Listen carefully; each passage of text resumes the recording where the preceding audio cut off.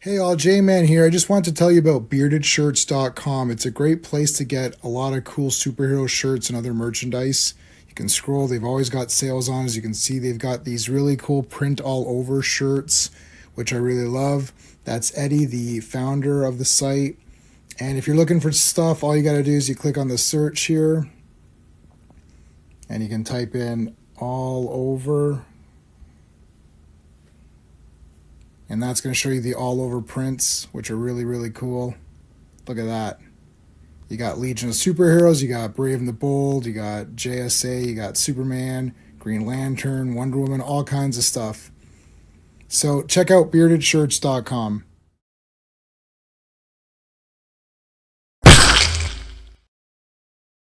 Hey everybody, J-Man here. Welcome to Days of High Adventure. Today we're talking about The League of Extraordinary Gentlemen, the movie starring Sean Connery and others.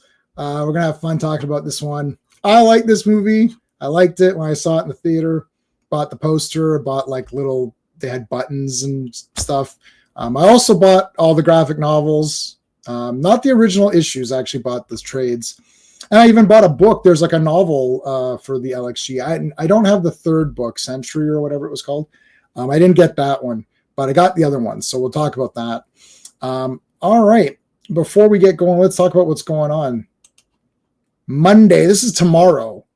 Earth's Mightiest Mondays, 4 new Avengers comics. This is episode 18. So it's going to be 66, 67, 68, and 69. And yes, this is the first appearance of Ultron 6. So Ultron 6, that's the Ultron that's pure adamantium. So that's going to be tomorrow night, 7 p.m. Eastern, same time as right now. And it is an epic battle. And yes, Hawkeye is still Giant Man. So he's that guy in the bottom right corner in the blue and red. That is not Ant-Man or Giant Man or whatever. That is Giant Man or Goliath, but it's actually Clint Barton who is Hawkeye. He's gonna be that for a little bit, and it's poopy. Yeah, I know it's poopy, but he looks cool, and he's fighting guys. So what do you want? And Friday, you guys thought when you guys watched Star Wars and Ben Kenobi died, and you thought, well, Ben is dead. No, he's not. Ben Kenobi returns next Friday in the comic strips. What the heck? How is that possible? How can it be? Find out on Friday, 7 p.m. Eastern. On every Friday, we do a Star Wars comic. We are just 2 streams away from starting the Star Wars Marvel Comics run. So looking forward to starting that. There you go. Let's talk about some of the Super Friends. These are the channel members. There's a lot more. I got to start making the font smaller. So we got Dan, Sean, Steven, Brennan, Mark D, RR, Philip Story, S182, Digger Jim, Just Joe, Quagnar, and 2 new members. We got FKHC 2005. I'm just going to call you FK from now on. And GT James, who just joined the other day. Thank you so much, guys. I'm going to call you GT and FK just to make it a little bit easier. So thank you guys for becoming super friends. I really appreciate it. We always thank our good friend, Mike Alonzo, Clobberin Times in the bottom corner there. He's a good friend of ours, passed away just over a year ago. And I don't think he liked this. I don't think he liked this movie from my memory of talking to him. I think he thought it was poopy. But anyways, we could still put a CT in the chat if you so choose, just to honor his memory. Even though he wasn't a fan of this topic, he would have come on and told us why he didn't like this movie. And then we would have had a great discussion about it, and it would have been just fine. All right, let's start bringing in some of these folks. We got a pretty good panel today to talk about LXG. So let's bring in what was I going to say? The series regular. Hello. Hey, I'm regular today. Yes. Yeah, you're regular. I see none of us have any LXG merch or shirts. So for that, yeah. Yeah, so we're forced. I'm sporting Becky Lynch, which has absolutely nothing to. But there was a wrestling event, but Becky Lynch wasn't in the wrestling event. But there was a wrestling event. I do have Stephanie Vaquer's shirt, but she wasn't in the event. I used to have keep track. Go. I don't know. They keep letting people go every week. I know. They're like no. They're never letting Becky Lynch go. That's for damn sure. She's not going anywhere, and because Seth Rollins is there, so it's the 2 of them. This is a two-person package. TPP, and Who else? What other shirts do I have? I used to have Alexa Bliss. I had Shotzi. They dropped her. I do have Shotzi's autograph, which is like right there. There must be comic shirts of LXG, but the movie stuff we'll talk about. I was stunned at the time. I'm still stunned, but anyway. Yeah. It is stunning. All right, let's bring in our other folks here. What do I got? What do I got? Let's do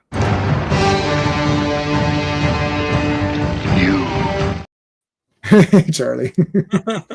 I'm rocking just black. Just pretend I'm the Invisible Man, and it's just my head floating around. Yeah, I'll be Skinner the whole time. Put the white makeup on. I totally should have done that. Just white all over my face. Glasses. You would have looked like what's that guy? Yeah. You would have looked like that metal guy. What the hell's his name? Why am I blanking? What, like Gene Simmons or any of the death metal from Norway or anything? You would have looked like one of the friggin' Norwegian death metal bands. There you go. A Barth. Oh, yeah. Amon Roth or whatever. One of these. I came up with a great metal band name. Oh yeah, Crom. Yeah, of course. Yeah. Why is there not a Crom? How is that not a band already? It's just, someone's really dropped the ball. Someone's really come on. That's Rowdy Howard Estate is probably gonna come after them or something. Well, I'd spell it different. Put it with a K. Hey, Crom, yeah. Put one of those little marks over the O. Just Crom. Yeah, Crom. All right, let's bring in Dory Ross. I can't wait any longer. That was exactly me. All right, you're talking about T-shirts. There's a concert rule that you have to wear a T-shirt for the band that's cooler than the one that you're actually there to see. You're not wrong. So here you go. See if you get it. Let me see. Hold on. That's all. I don't know. Quinch, written by Alan Moore. Oh yeah, okay. Alan Davis. That's the only thing. But Alan Moore, the hippie mage of Northampton, who wrote the comic books that the movie is loosely based on. So there you go. Yeah. All right, let's say hi to everybody who's joining us. Joe Dog is here. What's up? Call me Joe Dog because of the Google thing. Yeah, that's all. It's all messed up. Thanks for coming in. They got the fake names up there. Top 10 films. What? Backseater kid. Whoa. One of my top 10. Oh my God. Where's my, what do I got for, oh my God. Wow. It's crazy. That's pretty awesome. I might also throw that in there, but that fits too. That could fit as well. You need a Rich Evans going, oh my God. Oh my God. Oh yeah, I got Rich. Yeah. Happy birthday to you. To you. Oh, yeah. Me. Yeah, there you go. Joe Dog is giving us some facts about Spider-Man. He can get a girlfriend, but he never gets the girl. If he gets a girl, he's gonna lose her. Yeah, I guess, yeah. You saw Shaun of the Dead. That's a great movie. I saw that in the theater. I don't care what Alan Moore thinks the film is superior. I also think that, actually. Hank Pym has got a moniker. Oh, yeah. There's too many. Hell, Sean, LXG merch. Got some wallpaper made. There you go. That's something. Oh, yeah. What else? The Norfolk Centric from Rippaverse was up the charge. I don't know what that is. I know what Rippaverse is. I don't know what Norfolk is. The Norfolk sound. But Joe Dog, don't make me say it out loud. I'm not one of the fans of that particular series of books. Unfortunately, I did read about 4 of them, and I wasn't a big fan of them, in my opinion. But that's okay. Did you review them on your channel? Sorry? Did you review them on your channel? I reviewed 2 of them on my channel, not favorably. Well, one of them was semi-favorable, and then the other one was not favorable at all. And some people were mad at me because I liked the other brand. There's 2 brands. I'm not talking about it. There's 2 brands that are fighting with each other. They're always fighting. They're always fighting. And I don't care about the 2 brands. No. I don't care about the people. I only care about the comic that I read. I did order Psychic Sam, which is Mark Miller's comic. Oh, he doesn't care. He's mainstream. So hopefully hopefully that one's good. Mark Miller, I can take him or leave him sometimes. So Yeah, Well, he's that's another fair. 2000 AD guy. So Yeah. so there's that. Mhm. All right, we do have a couple of other people that are going to be a bit late coming on. So League of Extraordinary. Okay, well let's see. League of Extraordinary Gentlemen. Who read the comics? I read the first. Charlie, have you read them? Okay. Didn't even know they did comics based like off the movie. You're based. No, it's the movie's based on the comics. Well, I knew there was ones before it, but I just never read them. Yeah. So basically, J-Man, you're the only one here who probably actually read all the books that the characters. yeah. So I was going to say, Yeah. That's what I did. yeah.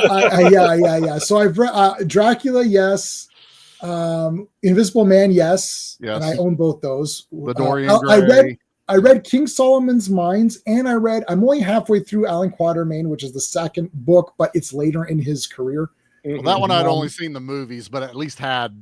You've seen them. Okay, yeah. So you saw some of the Yeah. movies, right? We talked about the movie. Yeah. Who else is in there? Dorian Gray. Oh, Dorian. Okay, so I never read Portrait or Picture. And my wife has. It was a short story, so it was. Oh, hold on a second. We got one of our other panelists backstage. 1 second. Let's bring him in. Yep. What have I used up here? We did Conan. I did Conan. I did Can't Wait. Let's go Fancy Pants. What did you want to say, Sean? Macho Man. Yeah, but Macho Man is the the guy backstage is too new to start making fun of right away. We have to let him be on for a little bit. Really making fun of it's a great intro, but anyway. It's a great intro. I went to Neil Breen in less than I was gonna do Fancy Pants because that's kind of fun. That's playfully fun. Yeah. I like when Skeptic comes on or one of our boys in the chat. Then I get Macho Man because I like the this guy shows up for no reason at all. Like, why is this guy even here? Anyways, okay, yeah. we're gonna use Fancy Pants for a bit, and then I'll think about the no reason. Well, guess who shows up for no reason at all? I forgot about that part of it. Yeah. All right. Well, hello, Mr. Fancy Pants. Steve. You debated that for like 5 minutes, right? All right, so so I know. So Steve's from Comics Asylum. They did the Atrium comic, which was awesome. I read all those, and my name I think is in all those. So, but I did like it before my name was in it, so I'm not shilling for it, and I did pay for my copies. I didn't get freebie copies. So it's a legit. And actually, I liked this guy's stuff way better than every other. I'm not going to mention the publications because people don't get mad at me. But I didn't like the one publication that we mentioned earlier. But I liked your comic way better, like way better than the other publication. Anywho, and Steve is also. So we're gonna have 3. So the bottom row is going to be all Steve's today. Nice. All right. So Steven is on his way. We've got Steve, and we'll have Steven, and then Steven, the other Steven has decided to change his name to we're going to call him Ross by his middle name, but he's going to be Dory Ross. Dory Ross Gray. Dory Ross Gray, and nobody's going to say that whole thing, so we're just going to say Ross because it's like nobody's saying that whole thing. It's like, Ain't nobody got time for that. I couldn't come up with a better one. Like Ra's al Ghul from Batman was like a no-brainer. That was good. Yeah, That was this smart. one is like nope. Yeah. I got nothing. All right, so Steve, did you read the LXG comics before seeing the movie? Okay. No. I was totally going into it blind. Okay, awesome. So that's where we're at. We've done nothing. I just babbled on for 14 minutes, so you missed nothing. It's all good. Okay, so so I read King Solomon's Mines. I read Alan Quatermain, or half of Alan Quatermain, the book. There's like many books. I don't know. There's like 15 books. So I've only read one and done half the other one. Invisible Man, I read. I think we all read Invisible Man. Dracula, yes. I did not read 20,000 Leagues Under the Sea, even though I have it on the shelf right there. That's abysmal. I should read that. Dr. And Jekyll and Mr. Hyde. That would be another. never read that one as well. I've got it. Mysterious Island of Doctor. Yeah, Mysterious Island Yeah. is Nemo. Too, And Sean's going to make some points on that when we get to the ethnicity of Nemo, because Mysterious Island. We discussed this. We're ahead of you guys. We discussed this on my stream. Oh, well, it was on the Wikipedia page too, but I want to hear what you I guess. They should have checked Wikipedia. Who else? Yeah, so Dracula, yes. What were the other characters? Dorian Gray. No, I never read Oscar Wilde. My wife's read everything from Oscar Wilde. Sawyer. Tom Sawyer. I was going to say Tom Sawyer. No, I've only read 3 or 4 of them, so I'm not that well versed in characters. You read all the Sherlock Holmes, right? Oh, I have read every Sherlock Holmes. That's for sure. So M is Moriarty. That's kind of neat, but they call him M. Yeah. We've read the Bonds. Oh no, yeah. The Bond thing. Phantom, Yep. You could say Phantom of the Opera is sort of kind of in there. kind of in it a little bit there. Very They mentioned operatic. very operatic. Yeah, they mentioned Phileas Fogg, so that's around the world. Who else? The scarecrow's on that painting in the background. Oh, there's a lot of guys. Okay, so I've got the movie. Musketeers. Musketeers are on there. I saw that. Yeah. I've got the movie that I can freeze frame and go through, so it won't get us nailed or whatever. If we want to talk about certain parts or whatever. Okay, so we knew about the character. Even if I didn't read any of those things, I knew about all the characters, so I wasn't going in completely blind or whatever. So I saw the movie. I thought it was bloody awesome. Showing how much more literate than the bookseller you are. What's that? You're flexing by showing how much more literate than the bookseller is. Oh, well, first they spelled Quartermain wrong on the tombstone, which pissed me off right away. Yes. I'm like, it was Africa, you know. It is Africa. Well, they're English, but he should have listen. I think Alan should have fact checked that and be like, guys, I think we need to redo this movie. But like, it's like. So yeah, Quartermain or whatever, and they keep saying Quartermain and all of these things. They say it in the Alan Quartermain. They keep saying Quartermain, even though they're spelled correctly in the credits. Though I did check that they did spell it correctly there, but they're using Alan really from the movies. It's movie Alan. It's not really Alan in the books because he's not like really that pumped. I mean, he does a lot, but.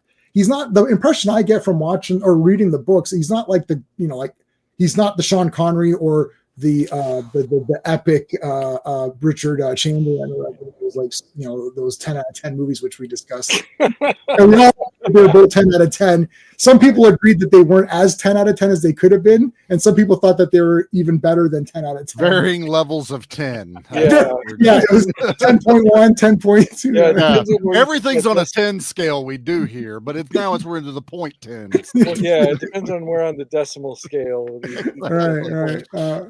I got the Alan. I love the posters. My favorite. I got the poster right behind. You can't see it though. It's behind my shelf. Poster. Anyway, so I love the movie. I saw it in the theater. I was like, wow, this is like so awesome. I got the I do have the poster, the 27 by 41 sheet, but double sided. I've got the poster for that with the league heads. Yeah.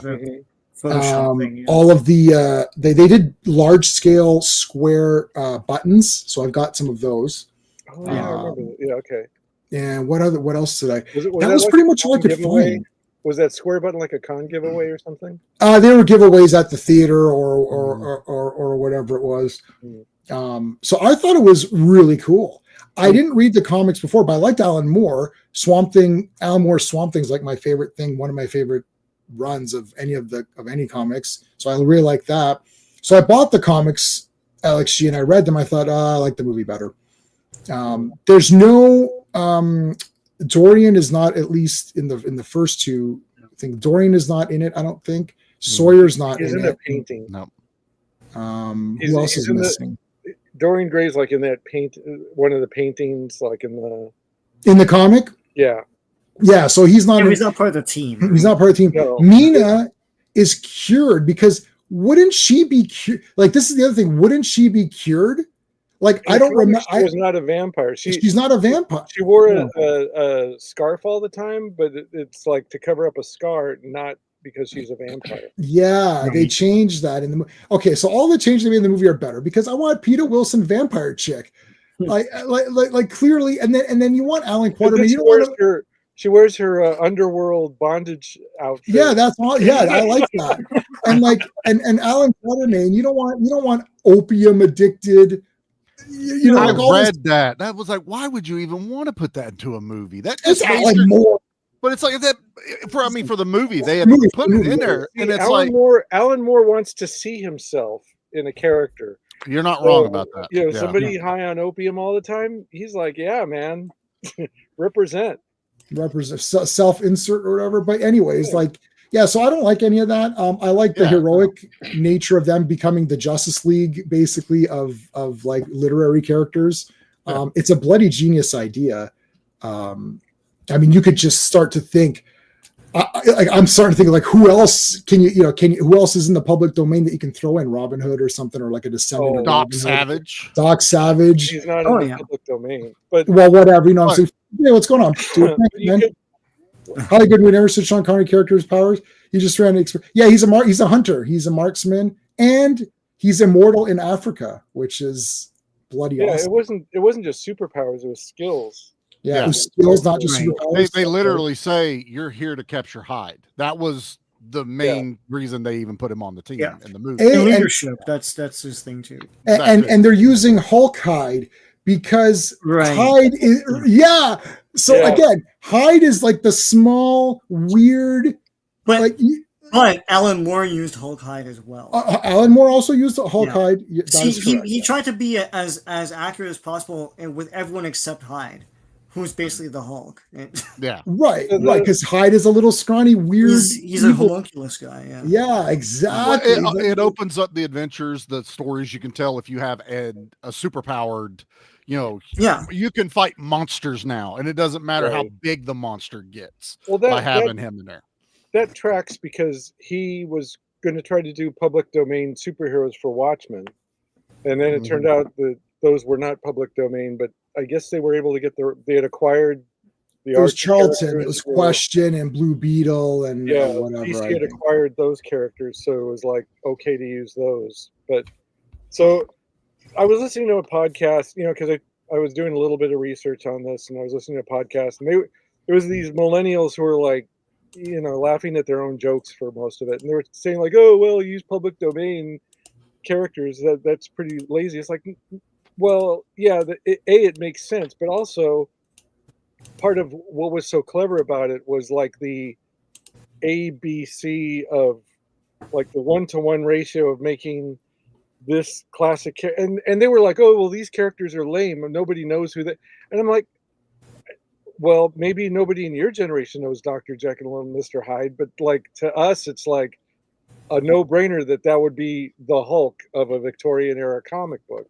And the Invisible Man, it's like you got the Invisible Girl and the Fantastic Four, so you're going to have the Invisible Man. You need an invisible character, you need who skulks around, you need a muscle character, you need a brain character, right?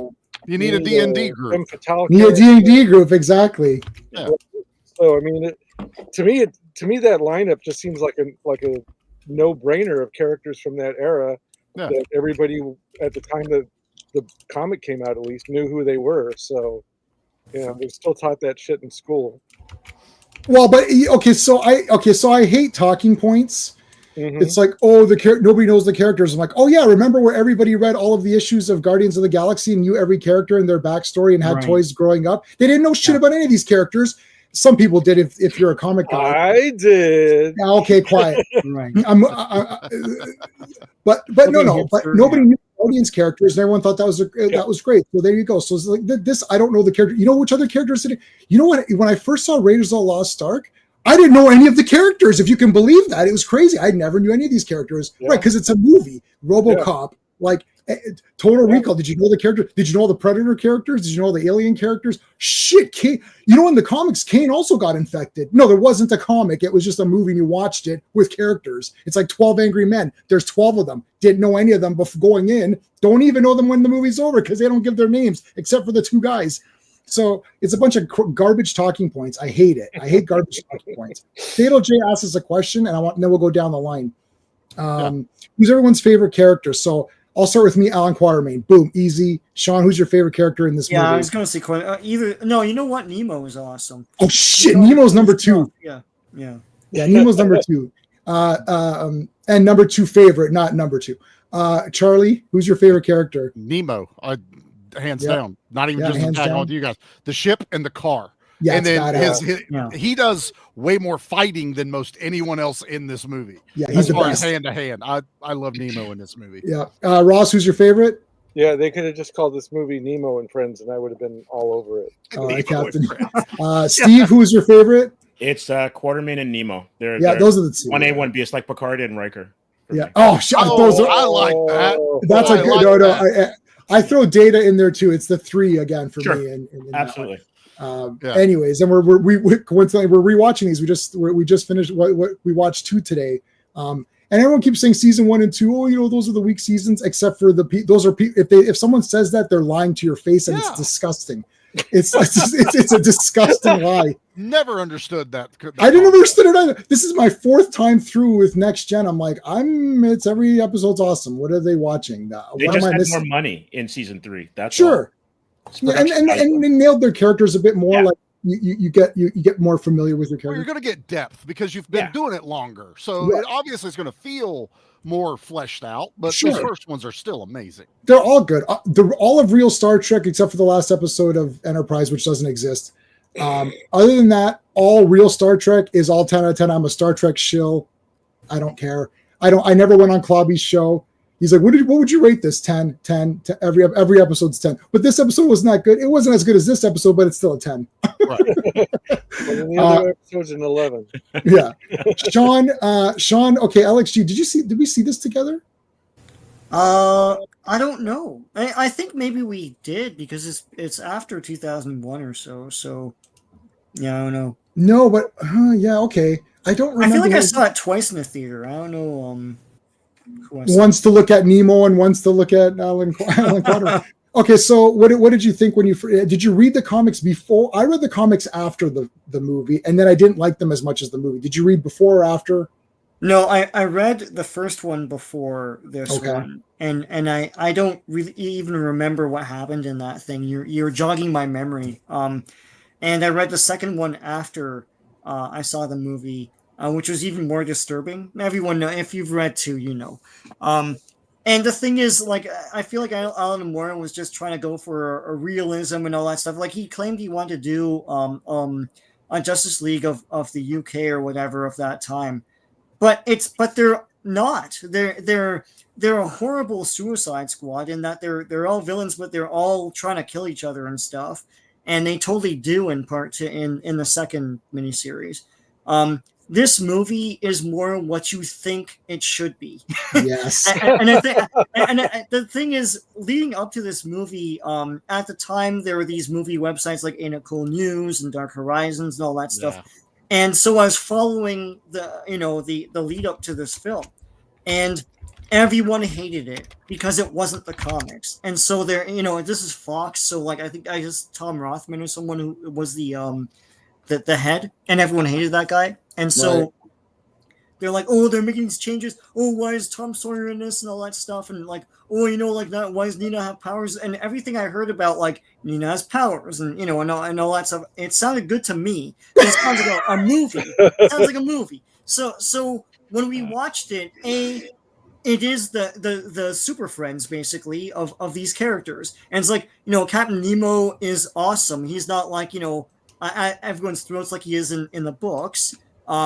Everyone's teamed up and stuff. Skinner, redeems himself and everything. It's a feel-good film, and Tom Sawyer is obviously in there to provide that mentor-mentee relationship with Quatermain, right? So yeah. So so that made sense to me. I get like he's American and stuff, but like the studio threw him in there because to develop this sort of relationship, and it made those scenes work. The whole thing is awesome. The some of the effects were a little janky at the time and still are today. Like you could see lines around some of the compositing, especially for minor things. And when they throw out those targets for Quatermain to shoot, they're kind of like not the same color as everything else. Is kind of weird. but they're minor. And some of the speed lines when they do the chase with the car look janky now as well.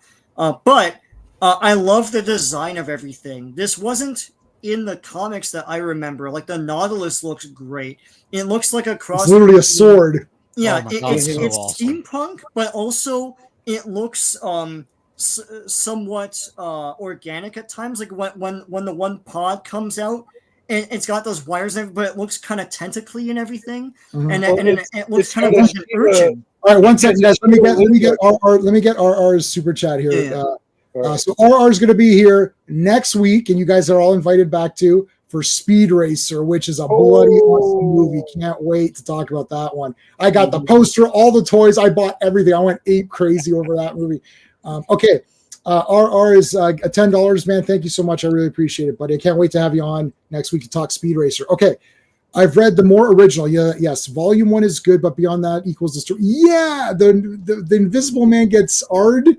He gets graped by Mr. Hyde. What the heck is going on? It's more than that, but yeah.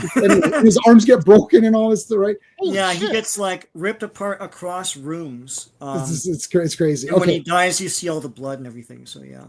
The film is an in-name only adaptation, which sometimes a lot of Alan Moore's stuff kind of becomes that a little bit. I really wanted to like it, but it's a B movie at best. Some okay moments, 6.5 out of 10.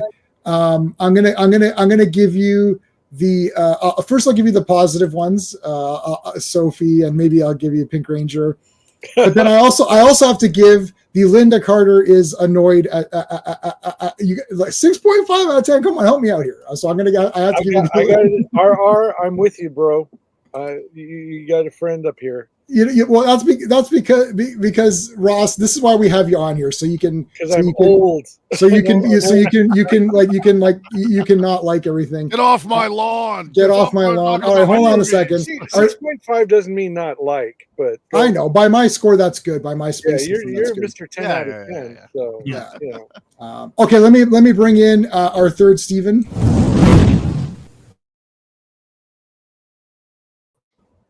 Hello. Hey, everyone. Here. Ross and Ross, I'm moving it to the bottom because you're that's don't move to the bottom. What did he say? Well, he thinks this is a B movie or whatever. He's gonna complain. So. Oh man! All right, you're gonna love it. Okay. No, you said you liked it. I can move you back up if you behave. So Steven, so you're going to be Steven, and then we've got Steve, and then we've got Ross. Is that's good? That works. So and for anyone Steven, confused, I'm Charlie. Just in case you're confused. And we have many a lot of follically challenged folks. Everybody's here. Join this. And you're the one and only Charlie. So that's it. All right. Okay, so Steven, who is your favorite character? Just quick, not a big explanation. Just who was it? Mina. Oh, nice. See, that's the real answer. All of these other losers on this panel gave all these dumb answers. Oh, I kind of like this guy. No. Steven, how much do you like the Underworld movies? I don't. He doesn't like them. I do not like them. Oh, okay. So this is like this is what you wish same costume basically, but this is who you wished it would. See how easy that was? I'm moving Steve up one, and you guys listen. Underworld now. No. Okay, I don't know. I'll go like this because I'm not dying over the Underworld movies, but like. I do like so them. Not you shouldn't go to the bottom for that, but second last because it's Kate Beckinsale. You can't for sure say they're not that good. All right, hold on a second. What did we miss here? Sorry, we missed Fatal Jason. Nemo called it an automobile. Yes, and we know that at least Ross and Sean and I know that actor from other Bollywood / Indian movie appearances. Season 3 and 16 TNG are excellent, but Star Season 3 is they're all good. I'm a show for it, so I kind of like Sean Connery. Okay, the Sean Connery character. Not sure if he was really needed in the movie. Was that Agent Kid? Well, I think Sean nailed it though. Is they gave it the connection to Quartermain, and then the American audiences didn't have a literary hero to cheer for. It served two purposes. So it works. Yeah. Tom Sawyer, you want to have him in there. Yeah, Quatermain has lost, I've buried 2 wives and several lovers and so he needed to have that kind of son or whatever to help teach him how to shoot. That's exactly why he was in it. All right, Sean, you want to finish up your 2 points. One, this is the first movie I realized wholeheartedly that comic fans are a bunch of douchebags because the thing was everyone was ready to hate this movie even before it came out, and because of that, the studio actually pulled back on a bunch of merchandising opportunities and stuff. So it was sabotaged even before it was released. Mm-hmm. And everyone was like, "Oh, this isn't like the comics. This isn't like the comics." When it came out, it's not like the comics. But like when I read the comics, I don't know what everyone was celebrating with those things. It's like it's just a bunch of edgelord bullshit, And this movie is what you would think this concept should be. And I think this is the best. Like, listen, man, it's the best interpretation of this. Like, I know there's a bunch of and there's like the Nemo comics as well. They made a trilogy of those and all of that, but this is what you'd think this should be. It's like all the studio changes made sense to me, and it's not a loud, crazy, stupid movie. That middle scene when they're in a Nautilus and they're all encountering each other and stuff like that is great. It's gold. It's awesome. The other thing that stunned me was this movie is obviously made to be a toy show. Obviously. Like it opens up with that tank and like that should be a play set. The Nautilus should be a play set. That car should have been a thing. I can't believe none of this stuff was ever made. All the figures is like troop builder figures. There's like all of Nemo's guys. Obviously this was made to be a toy show and that never happened. And I was stunned that there was no they released figure lines for a lot of stupid stuff, and I don't know why this was the Prince of Thieves and stuff like that. This was the obvious. They're all in brown and green. I love Prince of Thieves, just as a side note, but they're all in brown and green. The toys are all brown and green. It's like it's like that dull green. I have an action figure for the movie Virus. I remember that. Okay, so don't tell me you're not going to make toys for some dumb shit. Okay, that just doesn't happen. But by the time that movie came along, the stupid shit had made them. The failure of all the stupid shit made them very squirrely about this one. So, but this wrong. This is still 2000s. Yeah.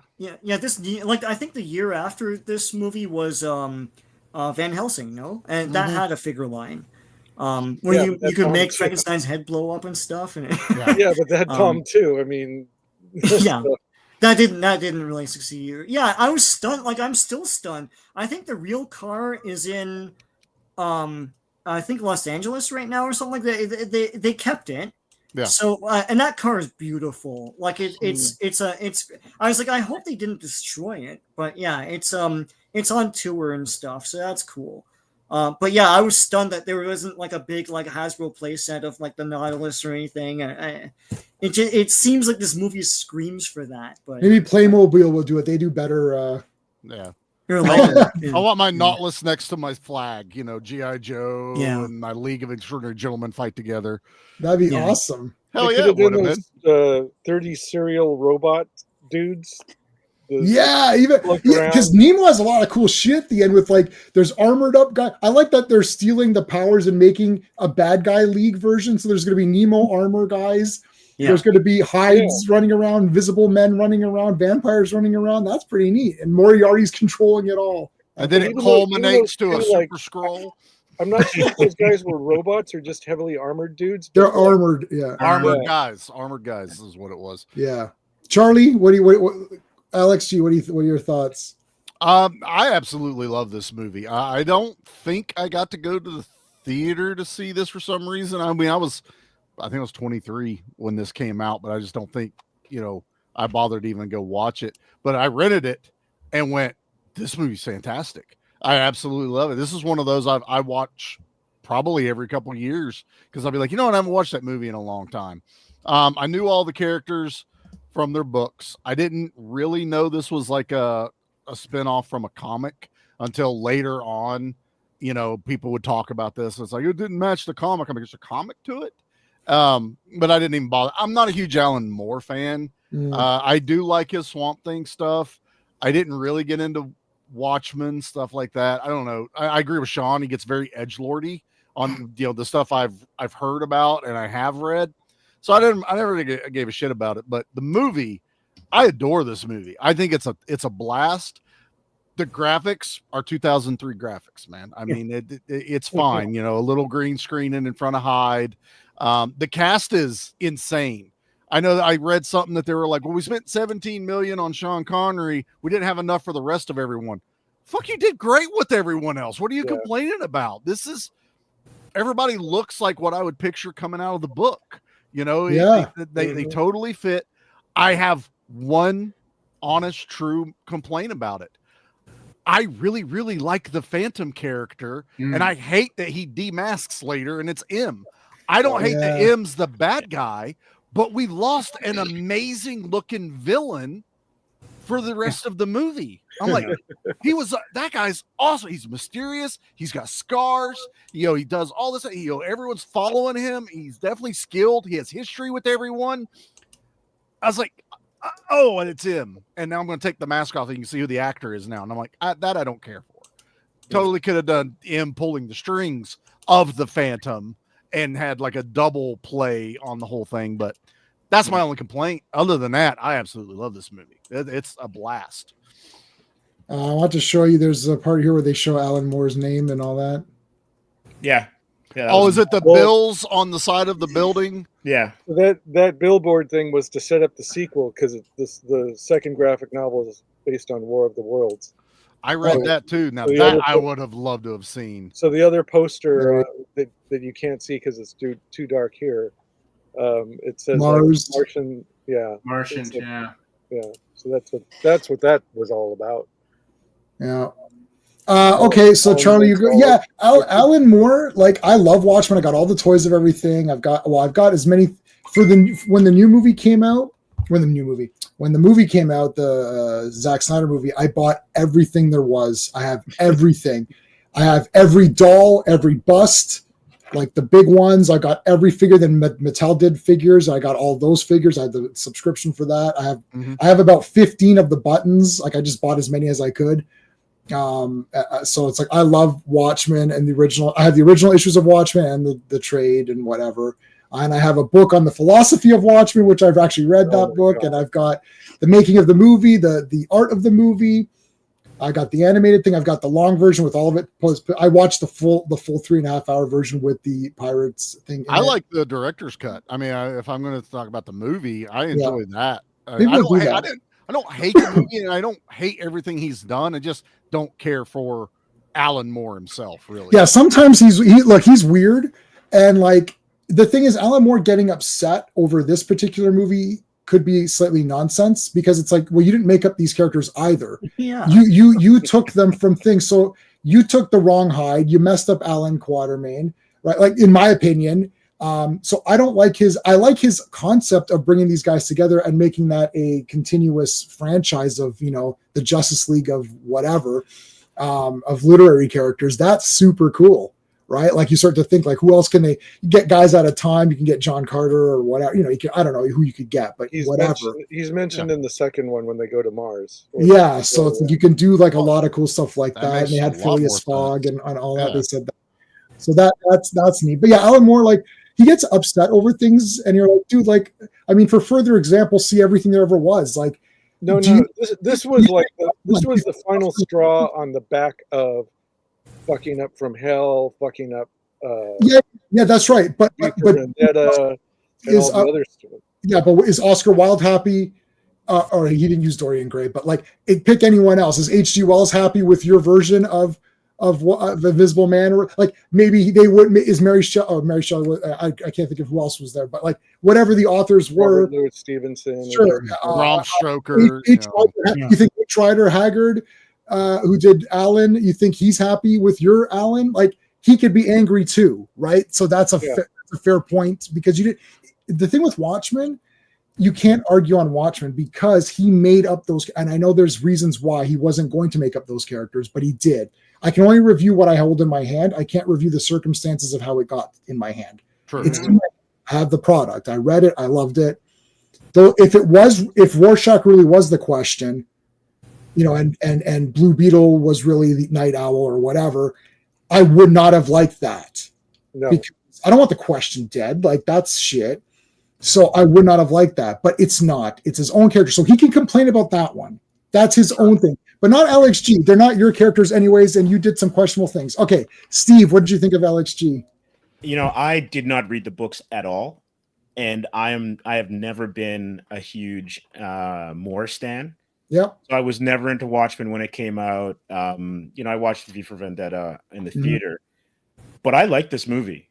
And it's weird how like the sands of time change things, because I remember going into the theater and liking it. Mm.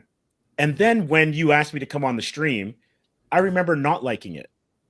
And it was almost like if the negative press over time clouded my thoughts of it. And then I was like, wait a second. I own the DVD. So what the hell was going on? And I think kind of what happened is things like Blade came out. You had X-Men, Spider-Man, but then you hit this weird lull of like the Hulk not be, and I think they all came out the same year. So like the Hulk, Daredevil, there were some misses, and I think League got caught up in that. But I'm a huge Bond fan, right? Yep. And this was like MI6. This was like Majesty's Secret Service, but with Bond as Quatermain. And then all the other 00 agents are literary heroes, from authors.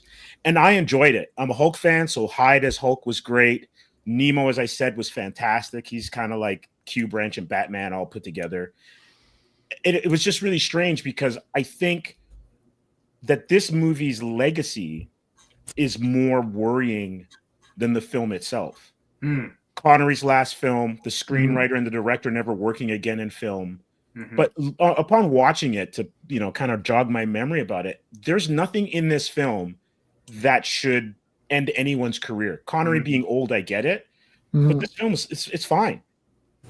It's enjoyable. I like the kind of nods to Bond with M, right? Yeah. It ends in like a Blofeld Spectre type base type kind of thing. You've got, and I agree with you. I think it was Sean that mentioned it. Where are the toys? Arctic Gear Nemo, right? Because they all had Arctic Gear, right? Absolutely. And I'm not sure if it was just like the size of the cast, how much money it might have, cost. But this thing made money too, right? Yeah, so I have no idea why this movie got so much, so much hate. But I liked it. Well, they were never going to get Connery back for a sequel to start with. And the director, it was mostly on him. Like, he decided that he was not a people person and couldn't do any more of the whatchamacallits. He hated the studios. Big Hollywood movie stuff. So it was. But, and I know the screenwriter.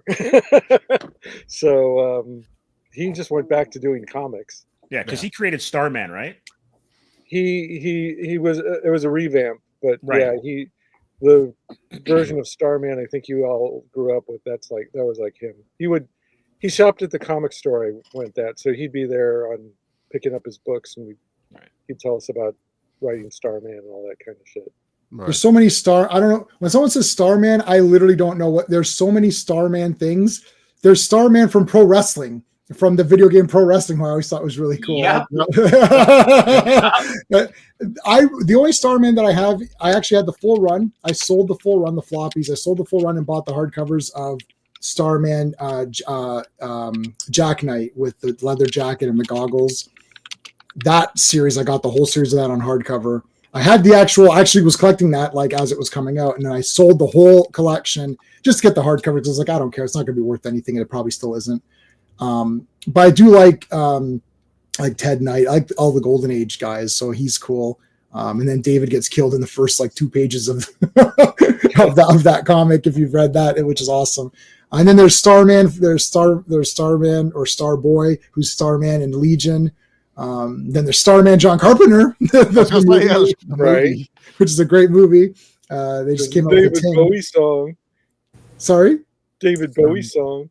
David Bowie song, yep. Right? So yeah, lots of Starman things. Okay, so Steve, anything else to mention? Also, too, like Petra Wilson. Yeah. How did she disappear after this? Yeah, so that's a good question. So good. She was so good. I just think we were at a time where they didn't know what to do with characters like her, or maybe even an actress like her. I think she showed up in Superman Returns. She did. I'm looking at her right now. Flight attendant, and that's about it. She was in bit parts here and there. She was Nikita, like on the TV, like for us, those TV shows. So I remember her there. I think I liked her better as Nikita than La Femme Nikita, which I owned on VHS at the time because it was she was way better than the movie one. Yeah, the movie one. Yeah, you know, that was that time before streaming was an option. Where like, if you were in a movie that kind of bombed, you couldn't. There was no place for you to go back to. You know, it's right. Like you really couldn't go back to TV. But like now, if it had come out now and the movie underperformed or whatever, it'd be like Shrug. I'll be on 6 episodes of something on Netflix and next year. Oh, right. Yeah. Okay, so Steve, anything else? No, I'm good. Although there is one thing, and maybe someone will clear it up for me, but we'll get to it when we get to that part in the movie. Okay, cool. I do have a question. All right. The answer is 42. No. Okay. I always say that, and some people get it, and some people are like, I don't understand. And then I'm just like, well, I'm not explaining it. Okay. Just bring a towel. Just bring a towel. Exactly. Steven. Yes. Did we see this together or no? Sean and I were trying to remember. Sean and I saw it together. Sean came and visited me when I was living out of town, and him and I saw it together. There you go. Right. So, Sean, do you think that you then came back and saw, or you know what? I saw it with the other Sean. With yeah. I saw it with the other Sean. That's what it was. And I think my other buddy Jay. There's so many Seans and Steves and Jays. Like it's like these 3 names. So Charlie, I appreciate you being here. There's ever only going to be one Charlie. That's it. You break things up.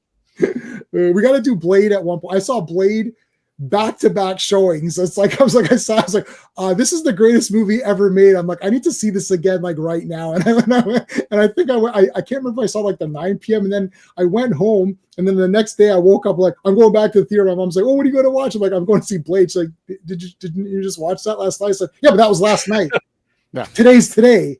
Like that was yesterday. This is today. It's gone now, Mom. I got to go now. I got to go. I think I saw it 3 times. I was like, I never get to go more than 3 times. I want to say, hey, Sean, how's it going? I saw Blade at a sneak preview, and they hadn't finished it yet, so they just projected the storyboards of what the fight was going to be at the end, and it was a different, for Blade. Yeah, there was a different fight, different everything. Oh, I know that was a tornado of blood, which was just kind of weird, right? No, okay, it was an actual fight with because they first shot a tornado of blood, like Frost becomes a tornado of blood, and that's on the DVD or Blu-ray or whatever as a feature. Okay, sorry. So Steven, so you and Sean saw this together. Okay, so that clears that up. Yeah. So what'd you think? So I mean, I like most of the panel, I'm not an Alan Moore fanatic. I appreciate what he did with Swamp Thing. I do think Watchmen is probably one of the best things I've read in comics, but I didn't read anything else. He has this predilection with having rape in everything, and I'm not sure why he has this obsession with rape. Mm-hmm. Even in LXG, there's a rape scene. I think it's the Dr. Hyde or Dr. Jekyll, no, Mr. Hyde rapes the Invisible Man. Yeah, that's in the comics, Yeah, it's in the comics. But, he always seems to have rape, and I'm just like, that throws me off because I'm like, why do you always need to have rape? Yeah. But I thought this movie was great. It's a team-up movie, and I love team-up movies. You sit me down and you say, hey, we're going to have all these great literary characters in a movie. Of course I want to go see it, because it's like, this is awesome. I didn't really worry about the negative publicity because this is the sort of movie that begs for negative publicity. By this point, I've been through The Shadow, been through The Rocketeer, been through The Phantom. I'm like, I don't care anymore. You guys, this is going to be the one and done. It's just going to be what it's going to be.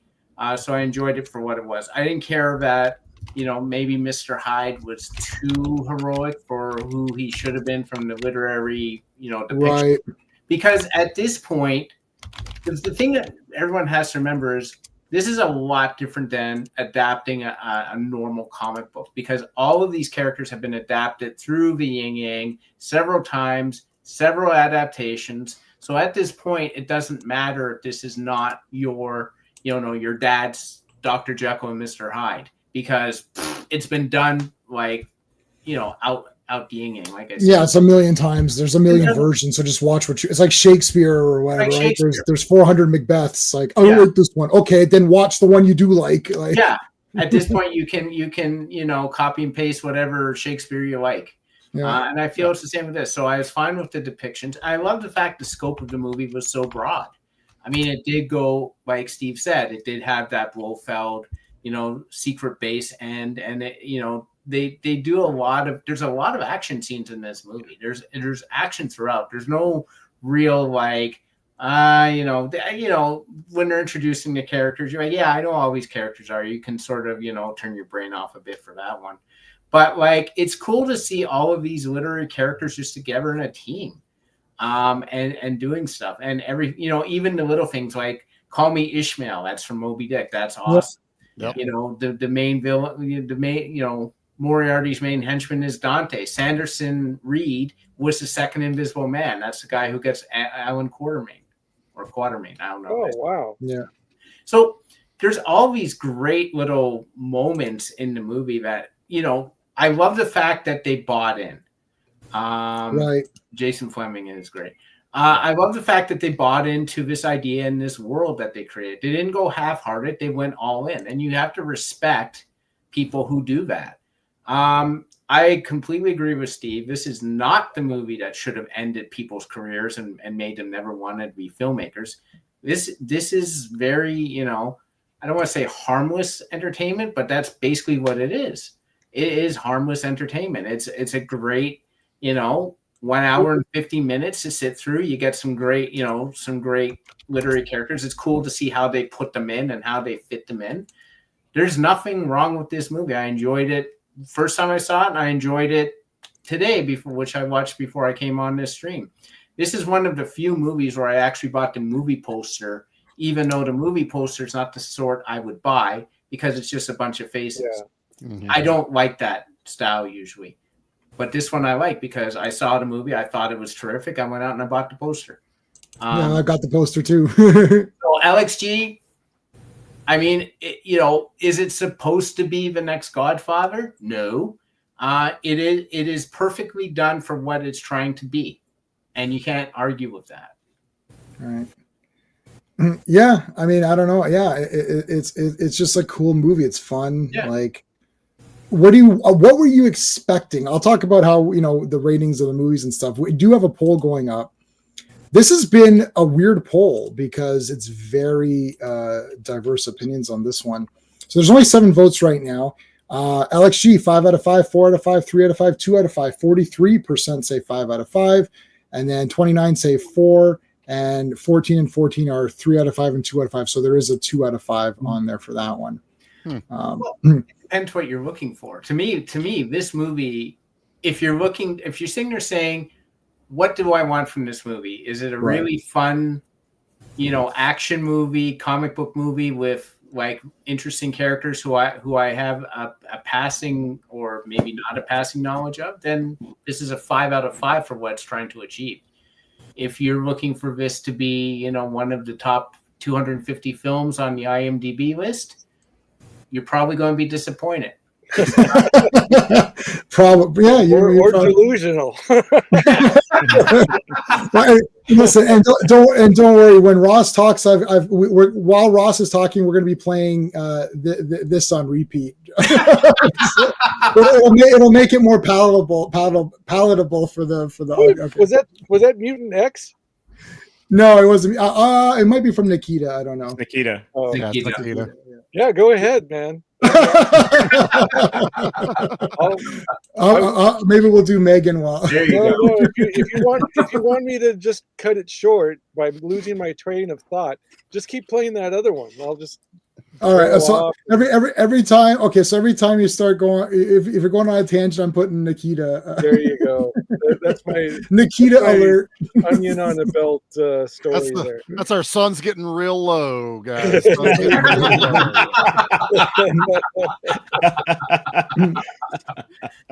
All right, Ross, what'd you think about Well, you said you messaged me saying you liked it. So what do you think?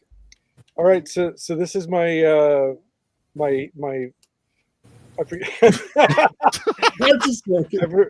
I forgot which is the face turn is when you go turn into a good guy, right? Yeah, it's a face turn. All right, so here's my hero's arc on that one. So I followed Alan Moore from 2000 AD. What did he have for breakfast? No, his well, I mean. You said you followed him. I don't. Yeah, he was that guy. He got his start doing these little short stories like EC Comics, kind of like surprise ending stories called Future Shocks. Mm-hmm. And they paired him up with Dave Gibbons, and Dave Gibbons was no big deal back then either. So they did these short stories, of which this DR and Quinch that I'm wearing on my shirt is one of them. And they liked the characters so much they gave them their own series.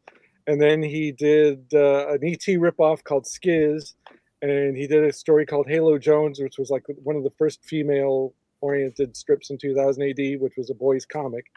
And then he did a magazine called Warrior. He did V for Vendetta for that first in black and white, and Marvel Man. Yeah, Marvel Man. It was basically Britain's ripoff of Captain Marvel, Shazam.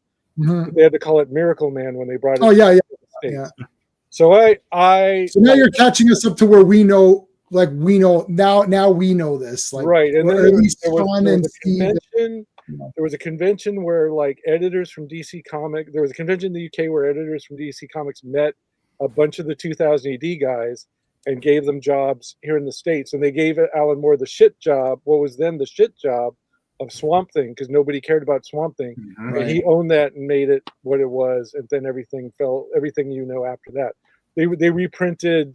Actually, Watchmen, they canceled Warrior magazine before the last installment of V for Vendetta. So if you can believe it, people who read Warrior never thought they'd see the end of V for Vendetta, what he had planned for it. And it wasn't until DC reprinted it as a monthly mini maxi series in color that we got to finally see what the ending was. And it still took them like a year to get it out. And we were buying... when I bought Watchmen as a monthly series, that last issue was months, maybe even like as much as a year late too. So it was like, yeah, they're late. Alan Moore was like the guy we all talked about. He was beloved. He was like our J.K. Rowling, and I mean that like the way it's happened. History is played out too. You know, he was like the undisputed top guy for a solid decade. And Kevin O'Neill, who is the artist on League of Extraordinary Gentlemen, he is a freaking legend in the UK. For 2000 AD, he co-created Nemesis the Warlock, which is like one of their top 10 favorite characters to this day. They re-released like the super deluxe gold embossed edition of Nemesis the Warlock with Kevin O'Neill's artwork in it. They did like one of those like art books where they scan it right off the original artwork and you can see the pencil lines and all that. They did his artwork. So these guys are two freaking legends. So was there ever a question I was going to buy the comic book series as it came out in the States from America's Best? Hell no. So I bought it as a monthly series and I freaking loved it. And I read the text back matter in the comic too that explained all the Victorian era stuff. It didn't explain it, but it kind of like enhanced it, the comic part if you read it. And then when they made the trade, I bought the trades, and there's like more than 2 graphic novels. I think there's up to like 4, 5, or 6 of them Yeah, I stopped after 2 because I was like, this isn't. I was like, this isn't for me. I think the movie. I like the movie version better than the comic version. So I'm gonna skip a little ahead a little bit because I know you guys are going to be like, oh shit, he's going to really hate on this movie. So yeah, this sounds like a lot of build up to say this movie's trash. No. So, well, I will, but then you'll backtrack. Okay, let's push it forward. I'm going to. You thought Alan Moore was better than Jesus? He was next to Jesus. They crucified him, or right? For us guys who are like 10 years older than you guys, and it was kind of, we were in the comic store buying Dark Knight. This was also like on the tail of buying Dark Knight. Very good. Buying Dark Knight Returns as a monthly comic book too. I mean, that took forever as well. Yeah, and there'd be like Dark Knight Returns, or Watchmen, or V for Vendetta. All the classics were coming out as monthly comics. So if you can just imagine that era.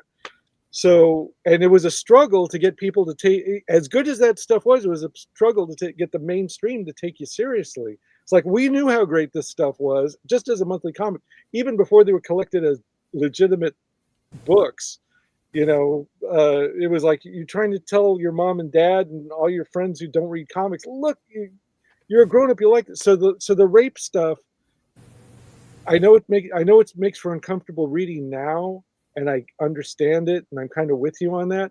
But back then, that was kind of one of the things that made it seem more adult. That no way would, like, when Reuben Flagg had sex with that character that was like based on a 70s porn star, that was like, oh my God, this isn't a mainstream comic, but it's as adult as, they're acknowledging this character had sex. Oh my God.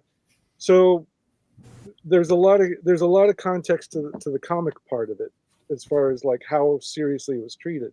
Mm-hmm. So like I said, the guy who wrote the screenplay, he shopped at my comic store. So for the years that he was shopping there, I saw him like at least once or twice a month. And he's an English guy, and he's not to diminish him too much. He was nice enough, but he kind of had an air of superiority about him. And if you read his material, he's kind of like a second tier. He was like a second tier Alan Moore, which means he was still head and shoulders above a lot of other guys writing comics at the time, but he wasn't quite the Alan Moore. But if there was a guy who he'd actually written a movie about comic fans that was filmed at the comic store. Okay, shop at. Get to Alex G. Let's go. Okay. So Alex G. Anyway, saw Alex G in the theater, and I freaking hated it. I was that guy who was like, it is not the comic book. They took out all the literary things. This is just a dumb Hollywood movie. Right. We knew that James Robinson had gone Hollywood and would do whatever Hollywood told him to do, and they told him to make this into like a blow 'em up action, dumb action movie. And I was like, this is yet another Alan Moore movie that's not an Alan Moore movie. And it doesn't look anything like the Kevin O'Neill designs. Why freaking bother? And I loved Blade too. Like I said, I saw Blade as a sneak preview and loved it. So I was ready to love Blade at some point. I was ready to love it as a follow-up to Blade. I was ready to love it even as a dumb action movie because of James Robinson. I wanted to be able to tell him like, oh, I loved your movie when I saw him at the comic store. And I just couldn't. I did not like it at all. And I saw it. I saw it once, and then promptly forgot about it. Other than I didn't like it. 1 second. Well, let me put you on pause for a second. Thanks, Daniel. Yeah. And Angry Gamers here. Thank you so much. And RR gave us another super chat. Thank you so much, buddy. Oh, thanks, when you adapt work, you have a responsibility to make it somewhat authentic to the spirit of the work. It was intended as a very dark comedy adventure, not a lighthearted comic book film. So let me, I'll give you a Megan dance for that. And, hey, that's a reward. That's not a punishment. That's the reward. That's the reward. Yeah. Now, okay. So to address that for just a second, but remember, I pretty much agree with a lot of what you're saying, Ross, and with RR. if we're looking at Alan Moore's original work that gets adapted and changed, but he is adapting and changing. Like if all of these writers were around, they'd be like, "Oh, Alan Moore, you ruined my character. That's not my character." So they would have the same complaints to the comic book. In the comics, he was as faithful. I mean, those were pretty faithful to the books in the comic books. And then this is like one step removed from that. To James Robinson's credit, in this movie, he even said in one of the interviews that, the movie audience or the general public isn't that literate anymore. So, and they probably only know these characters maybe from the movies. So in this movie, they only have them do like 2 or 3 things that if you have heard of them before, this is what the thing they do. Dr. Jekyll drinks the formula, turns into a monster. Doesn't matter if it's the black and white movie version or the Hulk version from this movie. That's what he does. Captain Nemo. Hulk version in the comics, though. He's Captain a Hulk. Nemo, cool submarine in this movie. That kind of stuff. Doesn't matter. Is the Hulk version in Alan Moore's thing, and that's not accurate, so that's wrong, right? Right. Well, I mean, you can nitpick it, but I mean, he was clearly. Well, that's a big change. But that's a big change because, right? Like, I don't necessarily think so. But the point is, like, that is his take on those characters. His name is on it. That is the Alan Moore brand version of those characters in those. So what if they had changed? What if they had changed the name of this movie? Like Alan Moore doesn't have the exclusive rights to public domain literary characters, so they could make this movie and call it something else. Call it like the characters. They got a lawsuit over that. They actually said that it was they plagiarized off of cast of characters, which is a different thing. Which is a different thing. Okay, so you call it, I don't know what you call it. Call it the heroic men or something. I don't know, make up some stupid name, heroic league or something. And it's like, then someone could have said, hey, this is ripping off Alan Moore's idea, but it's not actually adapting Alan Moore's thing. Like so when Sean was saying too, it's like, I like that. This is if someone told me what the concept was, we're going to take all these literary guys. Oh shit, that's badass. You're going to have like Nemo getting his shit. And this is going to be like a badass team. And then you read Alan Moore. This is why I was disappointed when I read Alan Moore's comic. Oh, this is like not really fun at all. That was like my opinion. Like a lot of the Alan Moore stuff, he was trying to be. I mean, you take for granted how sophisticated that stuff was considered to be back then. Only somebody with Alan Moore's credentials could have gone to DC Comics and said, I want to take all these literary characters that you were forced to read in school, and I'm going to make him into a superhero team, and then have DC Comics say, yeah, sure, let's do that. Because he had to crawl out of a hole of credibility from Swamp Thing to Watchmen to this.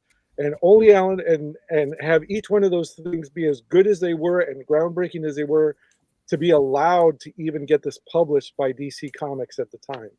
So all right, so in my book, he gets ownership for having done that accomplishment. Now, okay. So fast forward to now, you rewatch this, right? Right. So back to the movie. So I did not like the movie, but here's the thing.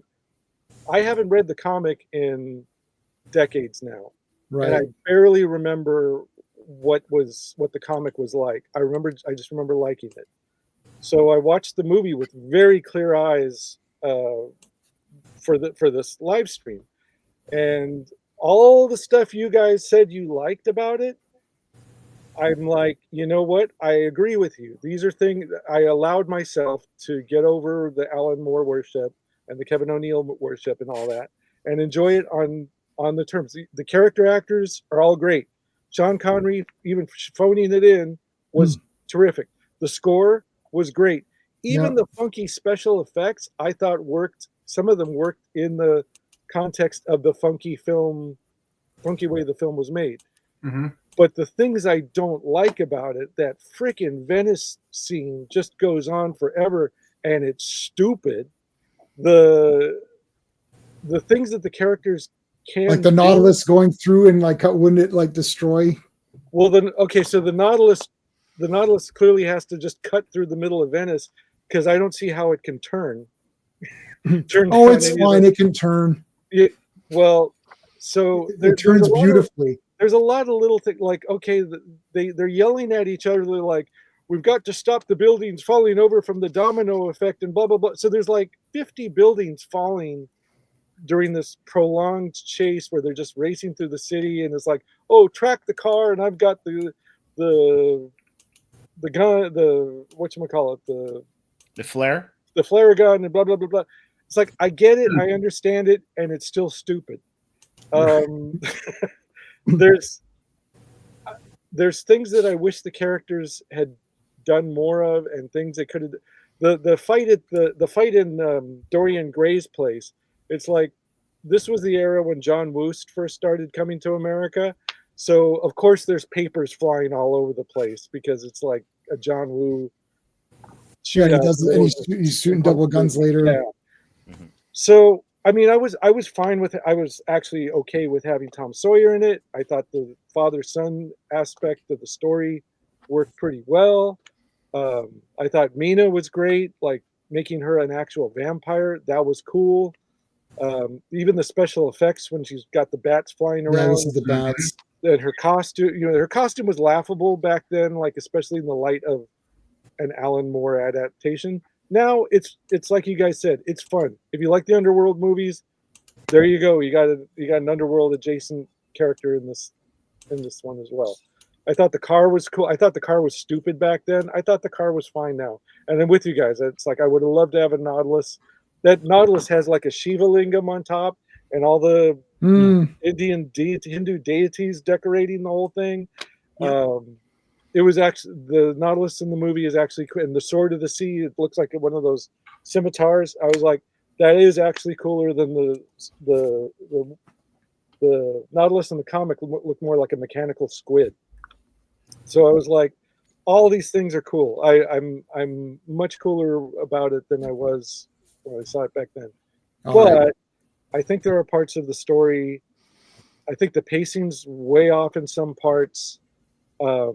Things that people call out as being terrible, like the second Mr. Hyde in that CGI monster fight. People don't like that. I thought it was fine. So there's things that people call out as being making this a bad movie and why it gets its low IMDb rating and why I call it a bad movie. I don't think it's bad for those reasons. The problem is that like everyone like sucks the fun out of movies now.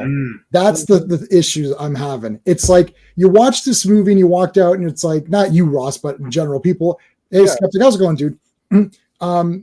People are just like, oh, this was bad. And then now all of a sudden, and even Steve, who was saying, oh yeah, it's the Mandela effect. Yeah, this wasn't that good, right? It's like, oh wait, no, I bought it. So wait, I must have liked it, huh? So because all of a sudden it's just talking point crap. Oh, it's not like the comic. And then I'm like, oh, which comic are you referring to? Did you read it? Show me your copy of LXG, the comics. And this is what everyone always says. It's not like the comics, or this isn't the concept, or Alan Moore didn't want this, or whatever. Alan Moore writes comic book. This is a bonus and a negative. The negative to Alan Moore is that he doesn't write comics as though they are comics. Right. So, and the thing is that when I was reading comics, I didn't get any of that stuff. I have Watchmen, the original issues, after the fact, not when they came out. I got them after the fact for free from my friend who just gave them to me because he's like, do you want these? Because he had them. So, but the reason why I wasn't reading this stuff at the time, because you looked at it like, this looks like boring shit. It's like, I'm getting how old were you when they were coming out? Because I was like 12 or something or whatever. Yeah, well, of course, there's no fights or anything. Right, there's no fights. It's like, this is all boring crap. When you're like hold on a in second, your late 20s and early 30s and it's coming out and it's like, oh my God, I don't have to stop reading comics. I can keep going with this stuff, Right. But in some ways, that has led us to where we are now, where people think that they're writing some big literary masterpiece. It's like, I just want to see Captain America fight, guys. Like, right. Why is this so? Alan Moore himself has said that he regrets what things have become, but it's not his fault. I mean, there could be a world where, he writes this and it's awesome and great, and then somebody writes Captain America punching Nazis and it's awesome and great, and they exist in the same ecosphere, and then you're aren't letting it happen. Like everyone is saying that comics are now this, and it was an excuse by people who wanted it to seem more adult, right? It's like I'm okay with Watchmen being adult, I'm okay with LXG being adult, I'm okay with V for Vendetta being adult, but I'm not okay with let's have Spider-Man be more adult, let's have Captain America be more adult. It's like that's not what the thing is. I like everything for what it is. So I'm okay with LXG the comic. I'm okay with I love Watchmen. But as I said, if Watchmen was those guys, if it was Question, I'd be like, well, then F this comic. This is a bunch of crap. Even if it's the same words. Like if the picture was just, if Rorschach's picture was literally just digitally changed the question, and not the exact same dialogue, I'd be like, I don't like this, right? Because I forgot all the characters that were going to be used, whatever it was.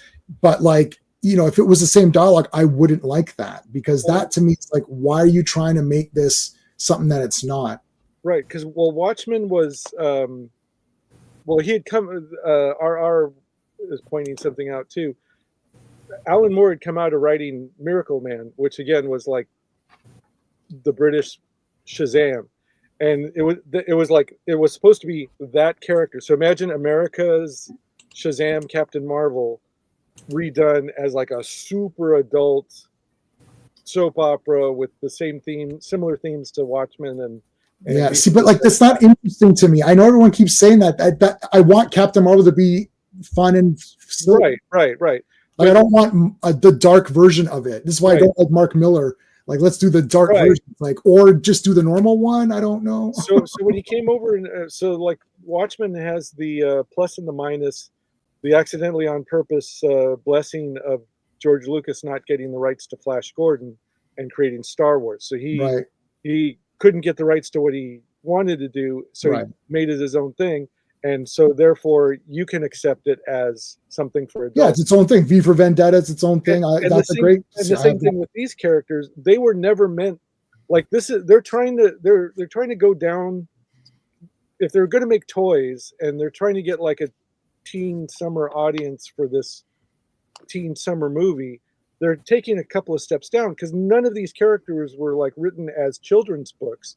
They were written as adult novels back in the times. So for him to take adult novel characters and go make an adult comic book based on them is just like another step, right? Yeah, that's fine. I'm not against his version. I'm not against LXG, his version of these characters. Yeah. I just don't like it because it doesn't seem very exciting to me. Like Well, the problem is that when someone is saying I'm going to put all these guys together, I want to see them using their powers and doing stuff because they have powers, right? Like I want to see Invisible Man going do cool shit. I want to see, as soon as they say Mina's not a vampire, I'm like, well, then she's just like a girl, like walking around. Like I don't care about her. Well, right? she's the brains of the organization. But she's not really the brains. Like Reed Richards would outthink her in five seconds, right? Right. But the thing is, like, he was never known as a punch-up kind of comic book writer anyway. I mean, even the fights in Watchmen were very brief, Yeah, they made them more in the movie. That fight in the Zack Snyder movie is like 10 times longer than the fight in that fight in the comic book. Right, and I like that. I like that. And everybody likes that fight. I like that fight. There's some things about the movie. To me, the worst thing about the big mistake that was made with the Watchmen movie is that it came out before there were like 20 other comic book movies. Right. The Watchmen comic was like the end of comics. Like, what if the DC superhero universe, as you know it, ended like this? Right. But the movie was like at the beginning of the superhero movie craze, or when they really took them seriously, like post Tim Burton, but not quite MCU yet. And so the movie was too early for the general public to go like, oh, this is the end of superhero movies. If it came out now, people would get it, I think. Right. But, Okay, so there's some things. One of the things I didn't like as much with this movie, I'm not giving this movie a 10 out of 10. I'm just being silly. It is a little bit slow, and I don't like when there's references that are weird. Like where it's like, oh, you made good time getting here. He's like, oh, not as good as Phileas Fogg. Around the world in 80 days. Like, why do you need to say that? Like you wouldn't say that. That's like a dumb insert line to remind us that there's other cool guys around. And it's like, I don't need that. And let you know that he's read other books. Yeah, it's like, I don't care about that, right? So that's nonsense. Also, like, okay, Tom Sawyer wasn't planned to be there. Not planned to be there. No, I'm not talking about outside the movie. I mean, within the movie, because M's thing is like, I'm going to steal the League's powers. So the ruse is to get them all together to go after this Phantom guy that I've created who's fake. And then once I get them all together, I can then have their abilities. But you can't really steal Alan Quatermain's abilities. I can't remember in the movie why he's there. Like, just get the other guys. Like Nemo could have been the leader. You know, the sort of, I can't remember. Do you guys remember? He's there to hunt and capture. He's there to hunt. Yeah. He's just there to capture Hyde, and that was it. Right? Catch Hyde. He's the only one that could, and that's why they do the don't shoot him. I'm leading him. That was the whole thing. They set up the snare trap. Basically, they set it up where Quatermain was the only one. Him being a leader, I think, is secondary, just because it's Sean Connery, right? You know, and it's just he becomes a leader. Sorry, Stephen. Yeah, Stephen. Sorry, I agree, Charlie. The thing is that to me was the fact that Tom Sawyer just randomly, like Alan Quatermain, just let him in the team was there's two ways you can look at. One is it's bad writing. The other one is it sort of tells you that, well, M seems kind of loose with having these people in this League of Extraordinary Gentlemen. He doesn't seem to have a very tight membership. And then it's like, well, maybe that's the thing is you could say, well, that's just another indicator that M doesn't care. He doesn't see Alan Quatermain or Moriarty doesn't see him as a threat. He uses him for a simple purpose. He doesn't think he's going to do anything else. He doesn't care because his main thing that he wanted was to get Mr. Hyde, to get Mina, and to get the Invisible Man. That's all he wants. And the other guy, they're there. Like, cool. I don't care. You're not part of my plan. You can come or go. You're not going to stop me.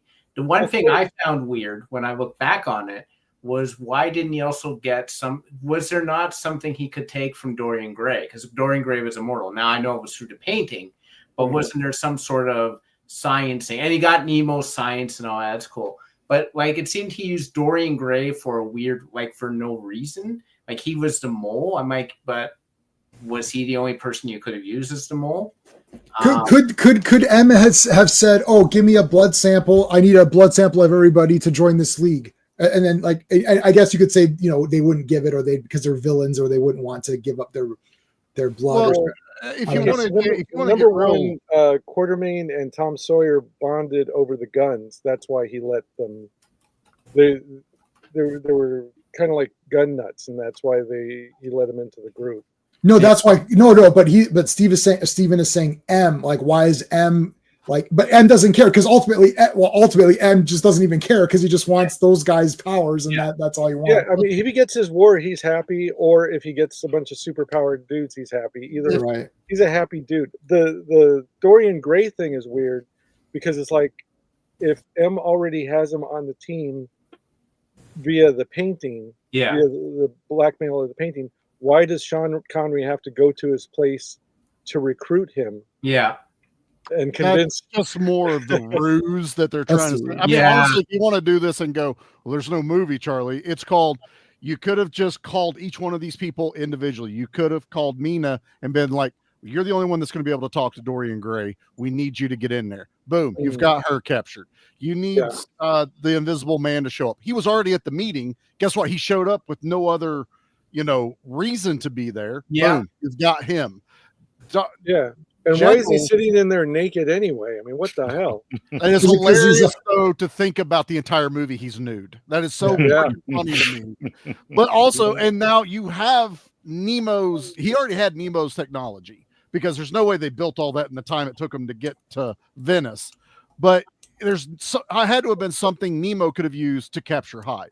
This is all just, we need to get all these people together for the story. Right. We can tear it apart any other way you want to, but it's how they try to do it. It's where sometimes you're like, that doesn't make a whole lot of sense, is it? It's like getting the Invisible Man's blood sample. It's like, he got that from another guy. You're telling me it doesn't exist out there, outside of these two guys that knew the formula. It's surely Moriarty could have gotten Hyde's formula. Like he has underworld contacts that he could just get all of these things. He might even be able to just pay or whatever for Skinner, just be like, Skinner, come here, go do a job, and as soon as he gets there, you cut him and get his blood or whatever it is, and that's the end of it. The girl is a chemist, so she's already got that angle that she could have been coming up with an antidote to Mr. Hyde or an antidote for the Invisible Man, and been told that that's what she's doing. There's how you get everybody in. Hey, we have an antidote. We can solve all your problems, Mr. Hyde. Oh, okay. We need you to come in. Or, and then the Invisible Man. Hey, you want to be visible again? Come in. We have someone, and you use her sense of wanting to be good. You're the only person that can come up with this. We need your help. Boom. You've gotten everybody in there. You don't need Quartermain. You don't need Tom Sawyer. And you don't need Nemo because you've already got Nemo. Right. So we don't have a movie anymore. Right. Which goes back to what you guys were talking about. If you made everything make sense, what you end up with is a Alan Moore type comic where it's a bunch of characters standing around talking for a lot. And then you lose Captain Nemo kicking ass and Dorian Gray's. He's a marshal. Right. Would I rather see him do that in a movie? Yes, I would. I mean, there's definitely been a theme to what we've done here on this channel, like a lot of these movies. I saw this movie before I knew anything else about the Alan Moore stuff. J-Man saw this before he read the comics. We fell in love with the movie, then went and saw the source material, just like a lot of the older pulp stuff we've been covering. Yeah, Judge Dredd as well. Same thing. We both saw the movie first. Yeah. Phantom, stuff like that. And so I understand where Ross is coming from. You read those comics. It was it would be like if someone was saying, we don't like what Stan Lee did with all these other movies. We're going to defend Stan Lee with our dying breath. Right. So I get his stance on, look, Alan Moore could do no wrong by our vision, and they fucked him over in this. That's fair. But there's also, we didn't know that Alan Moore at the time. We knew this movie, and this movie was badass because it was everything we wanted in movies at the time. That's why I love doing this, because I love hearing you guys talking about how you like these movies based on their own merits. Like, but you're geeks enough to go back to the source material and have an opinion about that too. Which I did, and a lot of times I go back and I like the original thing better, and then I don't like the movie as much. So I don't. Right. I mean, it's a double-edged sword. It's really a double-edged sword. Same with, like, I remember Starsky and Hutch. I used to watch that as a kid, the show, and I thought this was a good show. And the movie came out, and I thought, well, I'm going to go see this. And my wife and I went to the movie. I was like, that was awesome. That was a lot of fun, because the movie came out. They had the 4 seasons on special discount at Walmart. So I was like, I'm gonna buy this show. I bought the show. We watched like the first season. It was like, this show is 10 out of 10, and that movie can kiss my ass. I'm never watching this trash piece of garbage again. They messed with the characters, and I despise the movie now. I got rid of my copy, and I'm pretending in my mind it never existed ever. And the movie is very much based on season 3, but that's a different stream. Anyway, did you do that? So Steve had a question. Hold on. Steve had a question he wanted to ask. What was the question you wanted to ask about the movie? Or have we answered it? Are you talking this Steve? Steve, yeah. Steve. So Mina's hair is straight the entire movie. Mm-hmm. She gets shivved, shows up, and her hair's permed. Yeah, I noticed that. And then it's straight again. Yep. So obviously it was shot out of order or whatever, and the continuity person got fired or whatever. Yeah. Or I missed something. Did I see that correctly? Or no, she definitely has perm, and I'm like a big hair notice person. I'm like a hair person. I don't know why. Right. I know why I am, because I don't have any. Yeah, you don't have any, so you're like jealousy. I'm sitting here going, she had hair. That was not the attribute I was looking at. She definitely had hair. Thank you. The person who didn't have hair was Jennifer Connelly in this movie. It's really outrageous. Okay. No, I know that is weird, and there is some like kind of I guess when she went vampire mode and like sped up and then came back and her hair was all frizzy. Burned her hair, burned her hair. But that was weird too. But yeah, a lot of the times my thing with this particular movie versus like Dredd like I can usually separate things. Like I can say I like Batman Begins, I like The Dark Knight. I like Dark Knight Rises, but I question a lot of the Batman interpretation stuff. Like, they're great films, but they missed the mark on some Batman things. Like, we never got a proper Batcave, in my opinion, where there's like a cool, and we never got a proper Batmobile. I want to see, so there's things that it's like, you missed out on this one. Two-Face is dead. That's kind of shitty. Yeah. Like, so things like that where it's like, So, but I can acknowledge that as a I don't want to say normie because whatever, but a normie watching this is like, oh, that was a great movie. Oh yeah, that's a great movie. Yeah. And then they're shocked where I'm like, yeah, I thought it was pretty good. What? You don't think it's the greatest thing ever? I was like, nah, I'm too much of a Batman nerd, but I can appreciate the movies and I can rate them accordingly. So if I rate them as a Batman movie, they get whatever score. If I rate them as a film on its own, this one is one of the times where I went back and read the comics and I didn't like the comics like at all. And I'm like, ooh, I don't like these at all. And that's why it's weird. Like, most of the time, see, Watchmen, I read the comics first, right? And saw the movie, but I still really liked the movie anyway. So there's times where I read the comics, hated the movie, read the comics, loved the movie, didn't read the comics, hated the movie, loved the comics, loved the movie, loved the comics, loved the movie, hate the comics, right? I've experienced all of these things, right?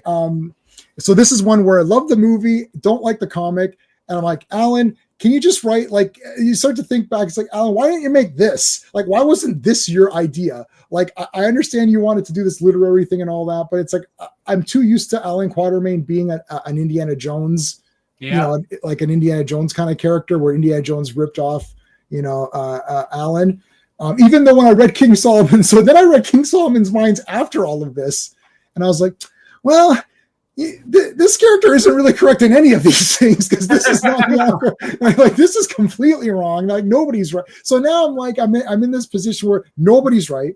So I kept my Alex G graphic novels. I got an Alex G novel that Alan Moore, I think, also did. I've got the movie. I got I kept everything. I didn't Starsky and Hutch it, where I've now erased that movie from existence. Yeah. J-Man, I'm a Starsky fan. Yeah. That movie should never have been made. I agree with you, dude. Wow. Dude, like, that show is the first 2 seasons unbelievable. But we've watched it 3 times over. Season 3, they're hairdressers. Like, God, like, what is going on? And okay, you know what how we say, like, well, I say RoboCop's a better Dredd movie than the 2 movies that actually. Oh, right, yeah. So the better Starsky and Hutch movie is Freebie and the Bean. I don't think I've seen that. I don't know much familiar with that. There was a book called Super Cops that was, I think, I'm looking at it now. Starsky and Hutch was based on, and I think. Oh my God, that's right. Oh, it's James Caan and nothing. Oh, that looks great. Yeah. So that was like the movie. I think the TV show was loosely based on that movie. Like Happy Days was loosely based on American Graffiti. Yeah. Yep. But you know what's also weird too? Because, like, I'm a huge Miami Vice fan, and the first 2 seasons of Miami Vice are very Starsky and Hutch, but set in the 80s. Right. And then the third season goes to hell because Dick Wolf took over. I can see that. Yep. Yeah, I mean, like we're never going to do like the full 4 seasons, but I've watched the full 4 seasons at least 3 times. But the first 2 seasons, I'm definitely going to rewatch again. At 3 and 4, we might skip on the next rewatch, my wife and I, because we both kind of were like, it's too silly. But like the first 2 seasons are unbelievably, they're serious and they're gritty, and you're like, oh my God, like, it's awesome. Like, it's really damn good. Yeah, big time. Well, wait a minute. When does Huggy Bear come in? He's in there from the beginning. I'm sorry. Yeah. And he's awesome because he's Cleopatra Jones's brother. Yeah. So that automatic, because Cleopatra Jones is one of the best movies ever. So that's it doesn't have Pam Grier, so that's a bit of that's a small, those 2 women can exist in the same universe as far as. Wouldn't that be awesome? They got, oh man, that would have been awesome to have a team up there. And who would she teach? She'd have to teach. I think, I like Coffee. I don't really like Foxy. I kind of like Coffee better, but that's Coffee's great. Oh no, we're gonna have to do. I just got Coffee's way better. Coffee's way better. I think so too. Yeah. Coffee's way better. Okay, so anyways, hold on. That's a separate stream, and then we have to do Jackie Brown, because then I got a whole Jackie Brown, because that's my second favorite Tarantino movie, and it's just like right. I'm going to come back to Alan Moore, and I don't want to get you demonetized. But has anybody here listening? And I'm looking at you, RR. Has anybody listening heard of or read Lost Girls? Oh, I think I've heard of it, so I don't know if we should like. So this was his follow up to League of Extraordinary Gentlemen. It was Wendy from Peter Pan, and I think it's Alice from Alice in Wonderland, and there it goes into lesbian erotica. Yeah. Alan Moore's wife. You're not sharing it on screen. Was involved with either the writing of it. I think his daughter was even in on it too, and they've made it into very nice, again, because it's Alan Moore. They've made very nice hardcover slipcase editions, collecting it, but it is pure filth. I mean, it is.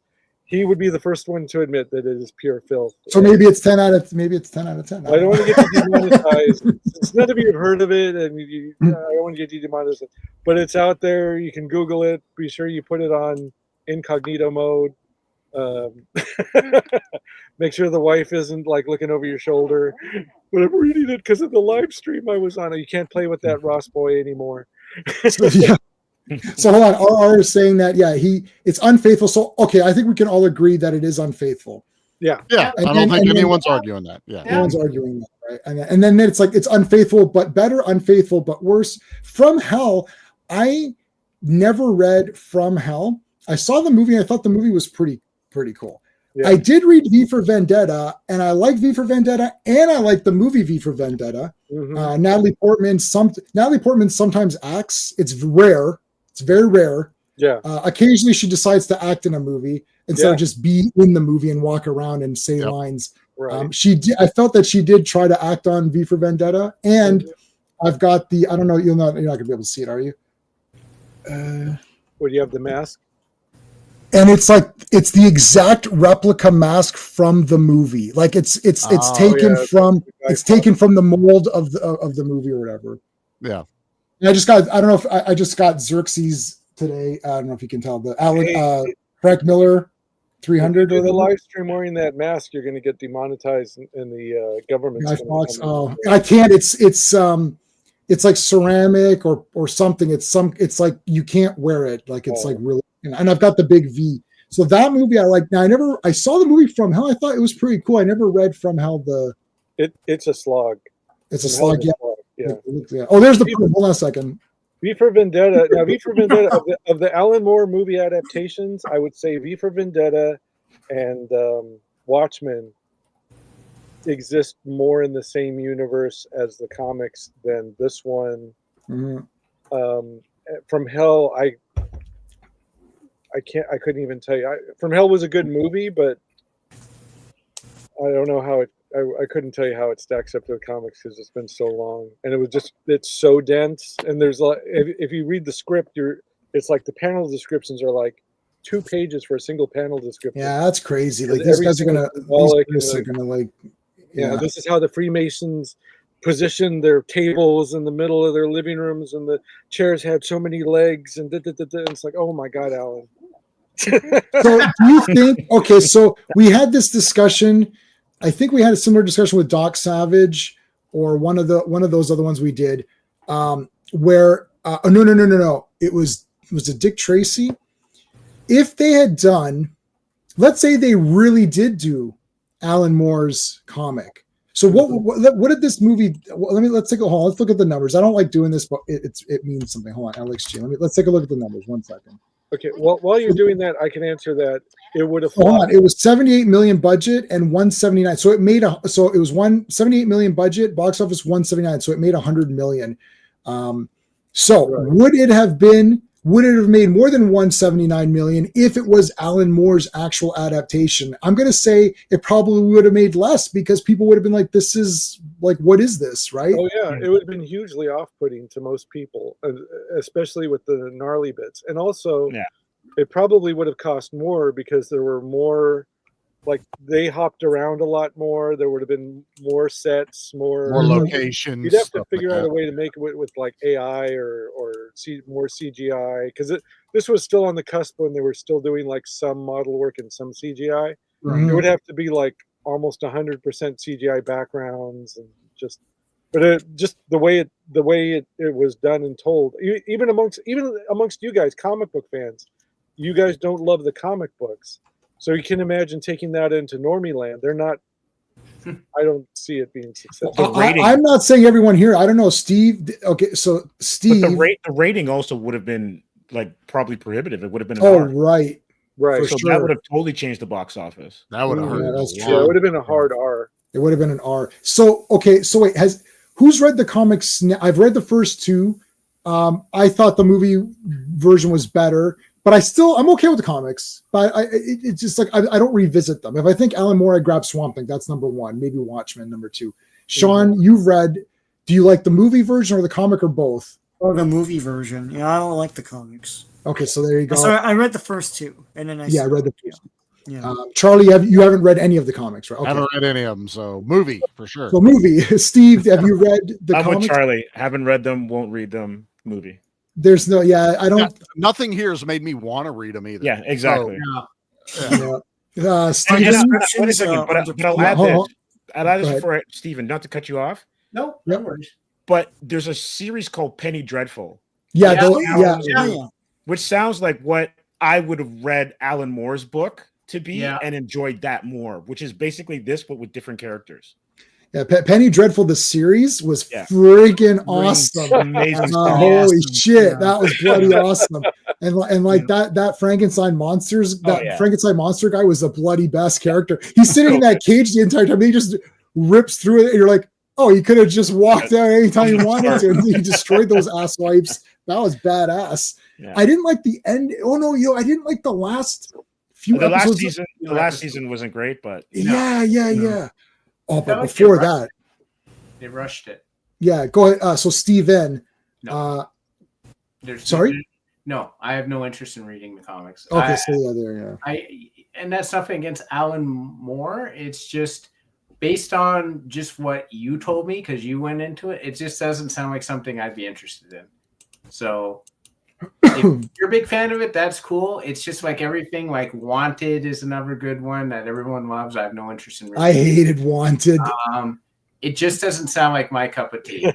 So hold on. Wanted is an example of, I thought the movie was like kind of neat. And I like Angelina. And then I read the comic and I was like, this is disgusting garbage. And it pissed me right off. And the very next convention I went to, I handed it to the first person that came to my table to buy stuff. I said, hey, you want a free copy of Wanted? It's like, sure. I'm like, okay, here, you could have it for free because no one's going to buy. I know some people really like it, but there's a shit monster. I'm like, you know what? This is just dumbassery. It's like, no, not for me. And Kick-Ass, I thought Kick-Ass, the movie was awesome. I read the comics, thought, they're okay. They're okay. I think most of the Mark Millar stuff, the movies are much better than the comics. Well, I do like Nemesis, which is vile, disgusting, but for some reason, I don't know why that one. I really like Nemesis because I don't know why he looks cool. But Ross, the Mark Millar stuff is better in the movies because they mainstream it. And that's kind of what they did here. Like if you did read, I mean, you're not going to describe everything, J-Man, but like if you did read Wanted, I did read totally Wanted. not the movie. The movie's just a regular movie, it's an action movie. That's all it is. And Wanted is like an insult to anyone reading the comic. That's the whole point of it. So yeah, that is the point. Yes, this is this is another one of these things where, like, I understand the point, and then if someone says I understand the point of this comic and I really love it for what it's doing, Dark Knight Strikes Again. That's who's got two thumbs and loves Dark Knight Strikes Again. This guy right here. And I've also read Dark Knight Strikes Again about like 8 times, so it's slightly weird. I don't know. And that's my most read comic. I don't know why. I've also made several iPhone wallpapers that I took the art from and mixed it up together. So those are available if you're following me on any of my stuff. But anywho, but yes, I understand Wanted. I understand the comic. I understand what's going on, the point of it, why it's being done, and that people like it for those reasons. But I don't like it. So I understand it, but I don't like it. So it's not like you can't argue it. It's, you know what I mean? Like there's some things like if you think this movie looks cool or doesn't look cool, that's it, right? Like you either like that garbage Superman S that's coming out in a couple of weeks, or you don't like it. So I saw someone I saw a post where someone said, they said Superman fans are going to either love this or hate it. And then I posted, I said, the translation is real Superman fans will hate it. Fake fans and normies will love it. So that's the translation. But anyways, it's pretty accurate. I'm going to destroy that hunk of junk. Crypto destroys the fortress and is running around like a spastic dog. I'm like, why is this dog so weird? And oh God, it's so weird. Anyways, I'm going to get sidetracked. Okay. I can hardly wait to hear your. I'm not going to see the movie, but I can hardly wait to hear your. Oh, and I'm going. Okay, so Superman, I'm not going to destroy fully because I got maybe there's some cool stuff in the movie, but Fantastic Four, I'm going to obliterate because they're making fun of Clobberin times. They're making fun of him saying the thing. It's like, it's like, first of all, anyway, that's supposed to be the hype part. Like, it's supposed to be Avengers Assemble. Like, you're waiting for it. That's exactly what that should be. Yes. You're waiting for it because there's no Fantastic Four cry. The cry is cry. So you're waiting. You're like, oh God, he's like, it's like, you could just see Thing getting riled up. It's like, it's Clobberin time. Boom. And it's like, yeah. And then that's where you're supposed to be jacked. Remember when Captain America said Avengers Assemble? Yes. I don't give a shit. Exactly. Yes. You don't need, that's it. I don't care what you thought. Oh, MCU is trash or what? It doesn't matter. But when he does that, it wasn't trash when he said that. Right. It was still good. And they knew enough that they teased it for every single. Yeah. I know, but I don't like them teasing it like that. Just have them say it. I don't. Oh, Sean, relax. And then when he says it, it's awesome. No, like they might be doing the same thing here, but I don't like that. No. You didn't see that. You didn't see that clip. Why are you embarrassed by the comic? Yeah, you didn't see the clip, Sean. Sorry, Steve. Go ahead. I think you're. No, like Marvel is built like Superman has his great Scott, all that stuff, but Marvel is built on catchphrases, right? Yes. And I don't even think Namor says Imperious Rex in any of the films. Right. But you want Hulk smash. You want it's clobbering time. It's almost like wrestling when the Hulkster does this. Yeah. As a reader, you get hyped, right? Yes. And you know, like that's the breaking point for whatever. And then Thor has one too when he's just about to go berserk, right? What they don't appreciate. Sorry, Steve. No, go ahead. No, finish. No, this is good. You're right, Steve. Like for modern day wrestling fans, if Stephanie Vaquer does not do the devil's kiss on an opponent, I'm rioting. Because what they don't realize is that I paid money. If I'm a fan in the arena, I paid, and their prices are ridiculous. I paid money to get a good view of Stephanie Vaquer doing the devil's kiss. Win or lose, I want to see that. And if she doesn't do it, I'm not like, oh, they did a swerve. That's cool. That's, that's different. They're unpredictable. I'm like, where's my freaking devil's kiss? Up yours. So I completely agree with you. I'm paying money for, and J-Man calls it the promise. I call it the product. I am paying for a product. I want these things. If it's the same as going to Burger King. I'm buying a Whopper. You don't hand me a bun. I'm like, what's this? Oh, we're deconstructing the Whopper. Right. Whopper. Give me the frigging hamburger. I want the deconstructed Whopper. Does Steven just said you have a notebook in front of you? Rewrite these things in every stream. You just like drop a little. I do have a note.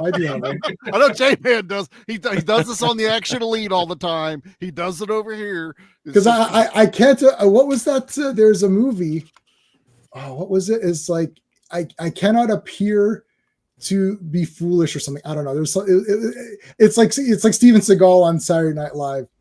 By the way, you guys you saw my Steven Seagal. They do Steven Seagal moves in Megan too. So yes, she literally has like at the end. There's the guys holding it's not a spoiler. They're holding the kid, and the kid does Aikido, and then she's signaling to the girl to use the flip move to flip the guy. So she's like. And it's like, oh, I'm gonna kill your niece or something. And then she's like, oh yeah, well, you might find my niece hard to kill.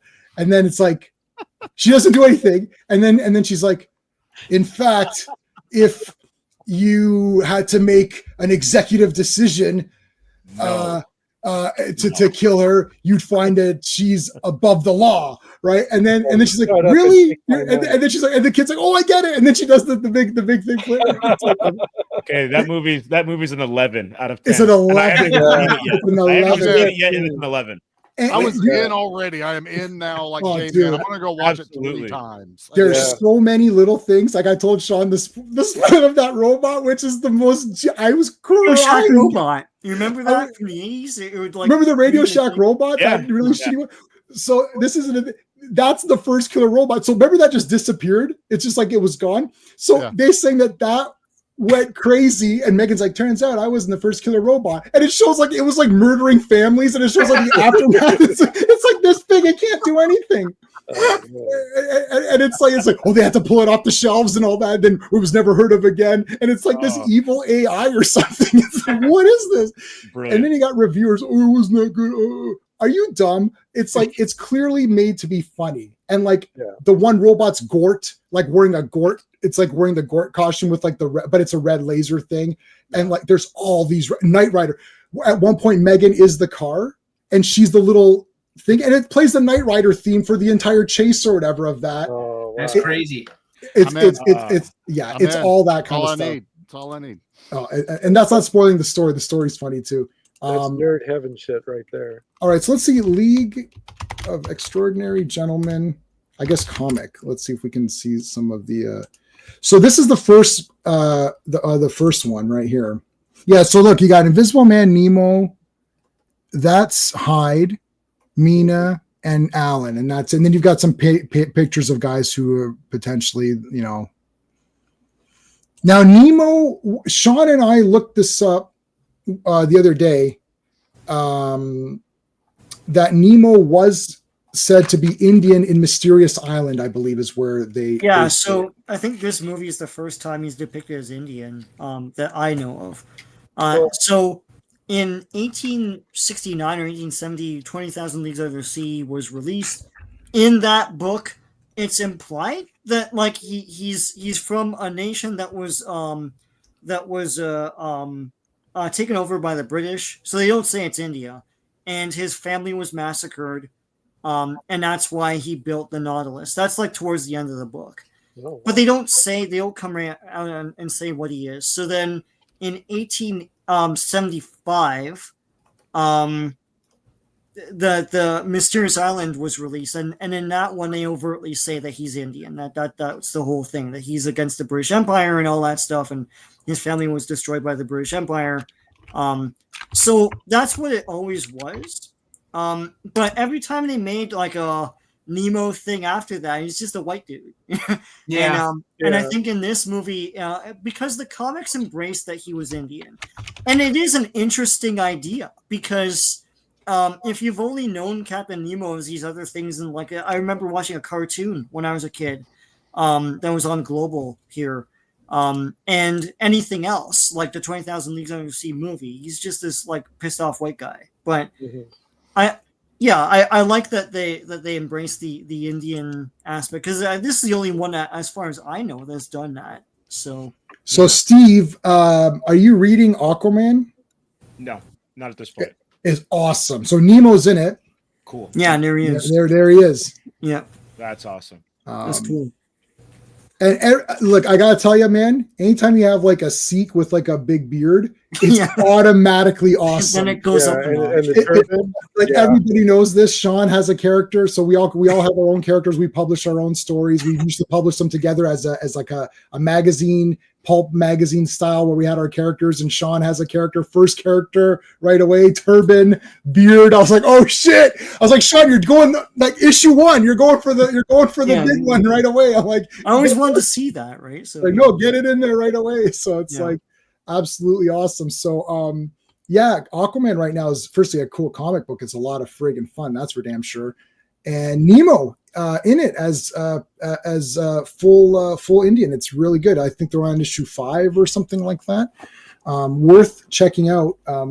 They're like, and Dagon is in it, which is really neat. And they're doing they're kind of doing the blue, because there's the red for the DC nerds. You got the red and the green and like the fuchsia and I don't know, however I'm just making them up, but the red is animals with Animal Man, and the green is Swamp Thing. Blue is now Aquaman or Dagon or whatever. So all of that, and I like water based stuff anyways. So I like anything water related. But yeah, Nemo was awesome. Now that actor was in tons. What's the guy's name? He's got that long Captain Nemo, League of Extraordinary Gentlemen. What's the guy's name? He's the bad guy in Krish. Yes. Yeah. Oh wow. I know that. Yeah. Where's his name? What? Really? Why is he not Indian name? yeah, he has a very Indian name. He was right there in the middle. You just yeah, he was in the middle. I got him right here. I'll just get him on 9. A lot of syllables. Yeah. Nobody knows how to pronounce his name, so he's just Captain Nemo or Krish villain or Mr. Krish villain. Yeah, he's Krish. Yeah, he was awesome. Right there. Yeah. Yep. This was the first time a villain checks. Because we saw this in the theater. This is the first time where the villain checks to make sure his plan worked. So he goes into the past. No, sorry. No, he can see the future. So he sees that the superhero named Krish is gonna kill him, right? So he goes and he finds out Krish's identity, and he sends guys and he goes and he kills Krish. He kills him. Then he goes back and checks the future again with his machine to see if it worked. And he goes back and checks, and he's like, Krish still kills me. He's like, what the hell? But there was a thing in the movie where Krish didn't want his identity to be known, and but some of the people thought that this other guy was Krish because he had saved some people. Yeah. So Krish gives him the mask and says, you could just pretend to be him, and this will really help you out and like help you like financially, and you'll be a big hero and you'll feel good. So the bad guy thought that was the guy, but it wasn't him. But when he goes back and checks, he starts to lose his mind. He's like, no, I killed Krish. He's like, wait a minute. Is there more than one? Or can he not be killed? Like, oh my God. And I was like, I've never seen you. The villain just always assumes their plan worked, right? But this guy didn't. It was really cool. It's a trilogy of movies, and all 3 movies are pretty good. But yeah, this guy. So he was he was great as Nemo. And like, what was he? He was doing like kung fu or something, right? Like, I mean, I don't know. Did Nemo know? I feel like I don't think Nemo had martial arts. Nemo has traveled the Orient and knows all of the things. Yeah. He knows. This is the one we know, right? Yeah, 20,000 under league. Sure. Yeah. Well, James Mason could be a little bit Indian. I mean, he could be. He's not. British, But he could be. For a type of thing, Yeah. Oh, I like this. I like when these nerds make these like super fake versions of characters, which will like never happen. They always do this. But see, that didn't happen until after the League of Extraordinary Gentlemen comic book. Yeah, I just meant in general. Like anytime there's a casting announcement, like they're like, oh, this like whoever this person's going to be this character, and then it's exactly what you want, and then it never looks like that. It's like these guys never learn. Yeah. It's like when David Cornsweet was announced, like, you should see some of the fan. You're like, what? That's going to be the best. And they're like, oh, this costume looks like shit. Like, what happened? Like, why didn't you? Sweater. Yeah. He's wearing a sweater. Yeah. Corn sweater. Well, the corn sweater. Yes, that's gonna be his name now. So yeah, I mean, like, and it's going to be worse now with the AI because you just like it's going to be like a photorealistic. Here's what I want, and then you go like, oh, you're going to give me the See, like, look at this. Who's this idiot? Like, that's not like you thought you're getting that. You fool! Like, look at how awesome I'm like, shit, that's the real Superman right there. It's like there's always some idiot who does this. It's like have you watched movies? Like, you're not gonna get that, right? It's like, there's other ones too where like, look, okay, this belt's terrible. That's right. That's really Since terrible. I don't want to get banned, I'll just say this: I don't like Superman as much as you, J-Man, but but even I would agree, like, those are much better Supermen than what looks like we're going to get. As much as you, J-Man, you're the king of the Superman stands. Everyone is gay for Superman. Oh my God! Everyone loves Superman. Everyone's gay for Superman. Yeah. Everyone's gay for Superman. Like, Everybody's a little gay for Superman. It's totally fine. Well, it is the end of Pride Month, so there you We had go. a big parade today. we'll just For the review, thank you. And I have been reviewing. Hey, guys, they fixed YouTube. See, look. Oh, they did? Look. Daniel Collins is normal now. He's now normal now. Oh, good. That was really messed up. Yeah, I did see the first 3 episodes of Ironheart, and it was poop, of course. I mean, we knew that was going to be poop. I actually liked the AI girl. I thought the AI girl was better. They should have made her Ironheart. She had personality. Yeah. She was a fun character. I was like, I like this. She had better hair. She also had better hair. I explained this before. She had better hair. I liked her. I like her outfits better. It's like she was. I want something fun, not this villain who's joining evil gangs. It's like, why'd you join that evil gang or whatever? Yeah, I don't think they figured out her character because there was nothing, especially with the flashbacks. There was nothing about her current characterization that made her likable. And this has nothing to do with the actors or whatever. This is about, do I connect with this character and their trajectory and journey? And it was like I could understand Tony Stark, I could understand T'Challa, I can understand Falcon, I can understand anyone else. Hers is like, why is she like this? And then why do people like her the way that she's written? It was just weird. You know, yeah, but it is weird. That's been their problem with all these characters and in the comics as well. You know, so yeah, they said Tony Stark. Someone's like, we can. I mean, we'll go to we'll say this is the after show, guys. There's Alex. Oh, let's give our final ratings. So we'll go Steve first. What's your? So do you want? I don't know if you want to do it out of 5 or 10 or. Oh, let me look at the poll. Hold on. 11 votes. 5 out of 5, 27%. 4 out of 5, 45%. 3 out of 5, 18%. 2 out of 5, 9%. I'm ending the poll. What would you give it out of 5 or 10 or however you rate? 10 because I can't do the 5. It's 7.5. 7.5. Steven? I'll give it a 7 out of 10. All right. Ross? I'm going to go 6 out of 10. 6 out of 10. Charlie? 8. 8. Oh. Yeah, Sean? I was going to go 8 as well. Yeah, I'm going 8 as well. Yep. I'm knocking a little bit of the story, a little bit of the pacing. So space is my thing. The story, give it a 1. You know, it could have been better. There's some things that are kind of messed up. You know, no, I give it 1.5 for the pacing because I wasn't bored. It could be cut a little bit short. Artistry 1.5. I know it's some goofy CGI, but I think it looks pretty cool. I like all the costumes. And then 2 out of 2 for characters. 2 out of 2 for. So is that 2, 4, 5, 6, 7, 8? Yeah, 8 out of 10. Yeah.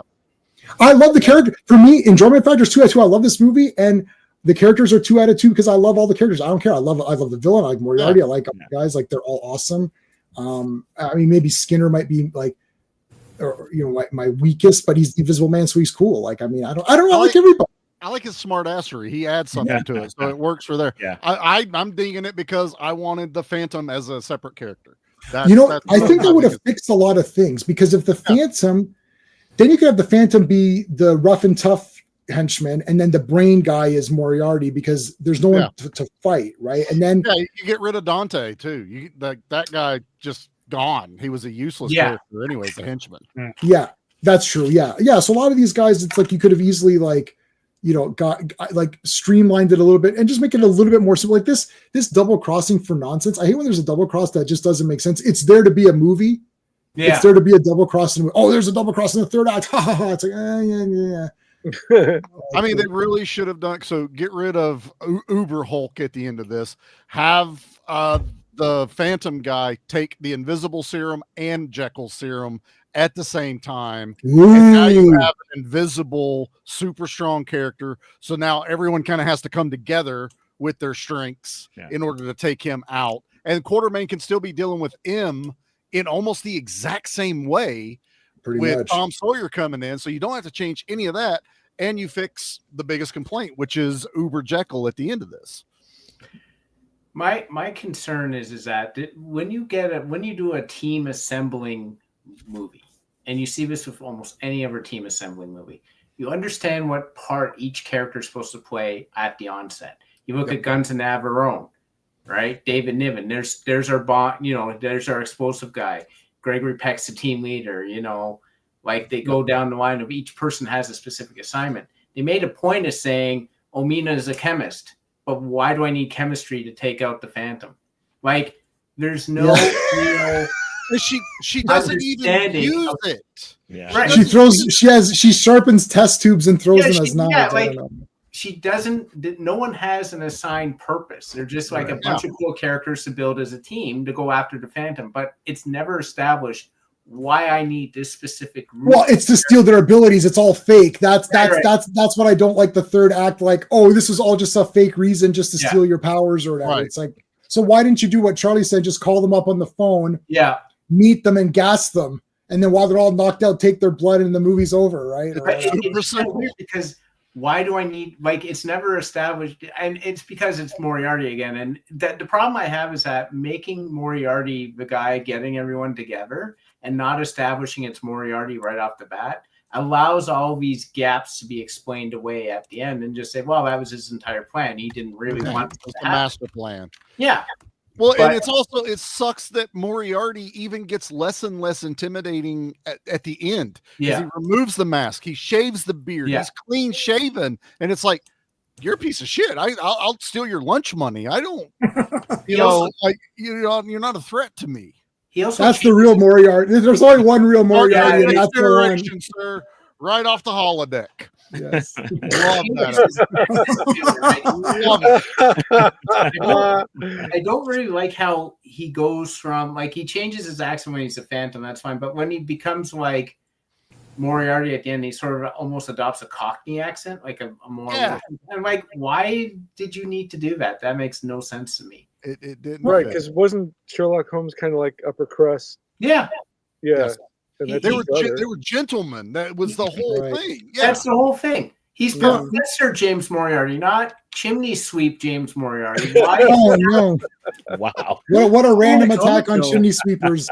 Yeah. What was the thing in the comic? It was they had to get them together because Moriarty and Fu Manchu had a gang war against each other. That was the story. And of course, that was completely. Well, they're never gonna. I know that's the thing. Fu Manchu's in it, so they're never gonna do that. They're never gonna do that. The great Fu Manchu, one of just the best villains. Listen, anyone can F themselves. It's I don't care. Progenitor of all the villains that you know. Exactly. All the Fu big Manchu's bads come from Fu Manchu, for better or for worse, right? Every time this thing comes up with this crap, I get into arguments with people, and they're wrong every time. We had this discussion with Xerxes in 300. This guy was like, "Oh, it makes the Persian guys look bad." I said, it makes them look bad. I said, wait, did you see the movie? I said, they're pretty goddamn awesome to me. Like, we all walked out. We're like, did you miss that? Or? I was like, first of all, I said, we all walked out and everyone said Xerxes is the greatest thing ever in any movie. It's like the Persians have vampires on their team. I was like, clearly I said, it made the Greeks look bad. I was like, they're terrible. Wants to be on their loser ass team. It's like, did you watch that movie? I'm like, I don't think you saw that, because like I just bought that Xerxes. I just bought that today because I didn't have it, the trade. And my wife's like, "Oh yeah, that was the best character in that." I was like, "I know, yeah, that guy was awesome." It's like everyone thinks that guy was the best. So, anyways, you saw a wrong movie, but those Persians were LGBTQ friendly, and they were. And Ross, are you watchers? Listen, we almost got through the stream. I don't want any demonetization here, but this is the real Moriarty right here. This guy's the best. Yeah, I like this one. That's my favorite. All right, what's before we end? Ross, what do you got going on? Oh well, Antarctic Press is gearing up to do a Kickstarter for the collected Yore. So you'll be able to get it as a hardcover or whatever. I spent 2 days going through every dialogue balloon and correcting everything. So if you missed out on the comics because of the price of getting things over there, the update, you'll have a nice book you can get that will have all the corrections made. I think I will. I think I'll have to get that. Yeah. I'll see if I can get you one. If you, I don't even think I got 4. Like I pulled them all, and I got some of them, but my shop didn't get all of them. So Gotham didn't get any of them. Yeah. Well, I'm finally done talking the talk. I'm going to walk the walk. Anybody who wants one, I'll send you like PDFs of all 4 of them, so you can at least read them.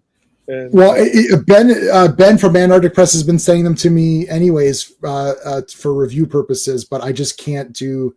Like I'm doing so many reviews now. I'm reading so many comics. It's just I can't even get to it. And I've been going through the backlog of like I've only ever read the first 3 Sin Cities. So now I'm like, I should really read the rest of these. So I never read Yellow Bastard, which is the 4th book. I never read that. So I was like, okay, let me start reading that. And so I thought there's like 7 or something. So I've got them all. I got them all, but I just never read them. I just kept buying them and never read them. So they're just piling up. So I've got to get through all this crap. All right, Stephen. There's a drop off after the yellow one. So. Oh, after Yellow Bastard. Well, I own them all, so it's Frank Miller. I'm just gonna buy it anyways. All right, Stephen, what do you got going on? What am I got? I'm still writing the next book. I just wrote an article, and I can't remember movie review. Oh, it was on 28 years later. I have to read that because I've been hearing a lot of mixed opinions on it. So the problem is that I don't like movies that are just made to make other movies. And this feels very much like that. If people are upset about that, they have every right to be. But it was entertaining for what it was. I was going to write an F1 review, but Owen beat me to it. Slightly, I'm more in alignment with Brennan's review than his. Let's just put it that way. I'm kind of surprised that no one's not talking about something that is very obvious in the storyline as a clear logic problem that everyone is just glossing over, and I have zero idea why. But we can talk about that privately because I don't want to do spoilers on. Right. Yeah, I'll wait for my library to get that, and then I'll borrow it from the library. Okay, Steve, what's going on? What do you got going on? So today, before the stream, I was at Gotham Gotham Central Comics and Collectibles doing their summer bash, which was great. And Atrium is done, the 5 issues, so we're going to be turning it into a graphic novel for the fall, and then also getting it translated into French and Portuguese. Oh, awesome! Nice. That's what we're working on now. Yeah, you guys have to get that. Was a legit awesome, and actually took a little bit of a turn, which I really liked.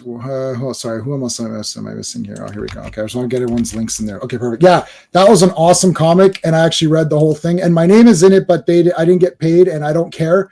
If I think something's trash, I'll tell you it's trash. I don't care who wrote it, my friend or not. Steve knows that.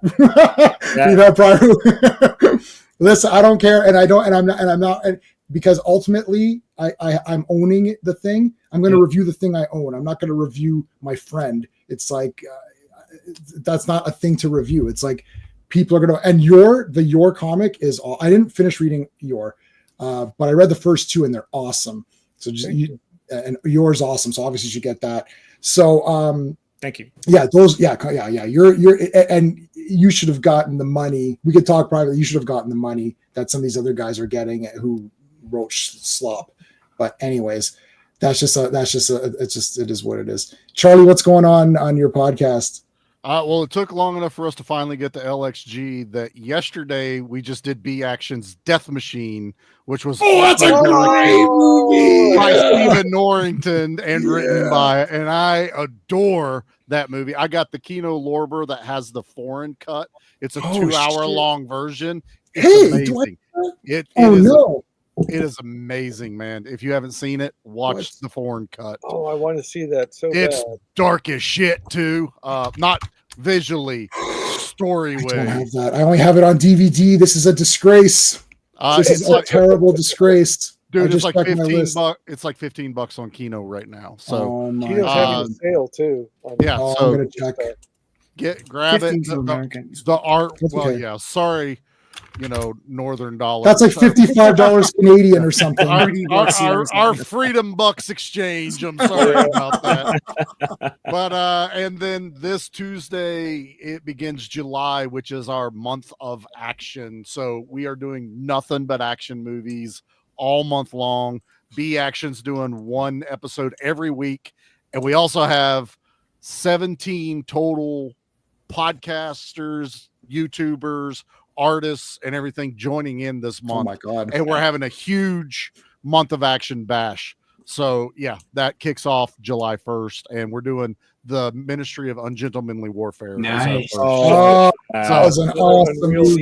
Started with a banger off the bat. So it's going to be an awesome month. So good. Charlie, are you going to review that Cynthia Rothrock Black Creek movie?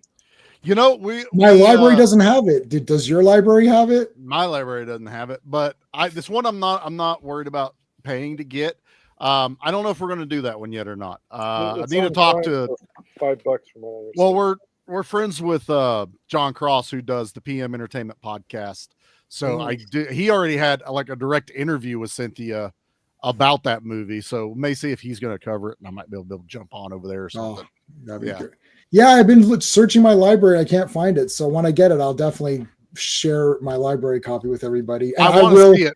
I for sure want to see that. Sean, what's going on? I've got a G.I. Joe art video coming soon for 1986. All the carded figures for that, all the vehicles, playset, that was the Terradrome, a lot of the movie guys. So that's coming soon this week. I've got 2 Superman videos ready for this week as well, ramping up the Superman content for reasons, why not? And some Marvel 2-in-1 stuff as well. So stay tuned. Sean's such a sellout anymore. I know, totally. They'll come for the Superman and they'll stay for the Sean. Right. Yeah, there you go. There you go. All right, Sean and I are back tomorrow for Avengers, of course, Earth's Mightiest Mondays. First appearance of Ultron 6 with the Adamantium. This is the full Adamantium Ultron. And Clint Barton, Hawkeye, still wearing that stupid Goliath stupid suit, yeah. which 1 or 2 people like, but they're wrong. It's fine. And then Friday, the return of Obi-Wan Kenobi. Yes, Obi-Wan Kenobi came back in the newspaper strips after he died, but is it really him? I don't know. You have to find out on Friday if that's really him or if it's just literally obviously not him. But anyways, find out on Friday for sure. It could still be him. 1 week from today, we're going to do Speed Racer. This is a great movie. RR is going to join us, and you guys are all invited back. And then we got to start thinking, so I got the Blaxploitation 4K pack. I already own some of those movies, but I had to upgrade them. I wouldn't mind doing a few of those on here. And if I don't own it, I own a lot, so I can definitely share them out if anyone needs to borrow those. It might be good to do a couple. I think maybe coffee would be kind of fun to do. What's coming on Blaxploitation Volume 2 is friggin' Cotton Comes to Harlem. Oh my God, that music's awesome. Gravedigger Jones and Coffin Ed Johnson. It's like the best names. Have you read the stories? I only know the movie. I don't know anything other. They're based on those characters. Yeah. They're those characters. Yeah. Yeah. What else is in the 4-pack? What's in the 4K? I'll look. Well, what else is? Is this that Shout Factory one that's got the Shout Factory one? Okay.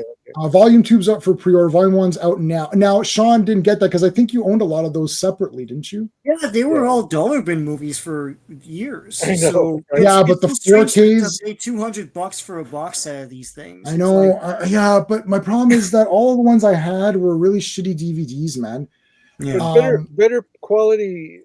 Better picture quality is not going to help those movies. That's not how you saw those movies in the grindhouse in the 70s. No, I'm a snob. I need the best versions. I can't hardware. I bought the super pack of Charlie and I got the hardware super pack. But this is what you want. This is what you get.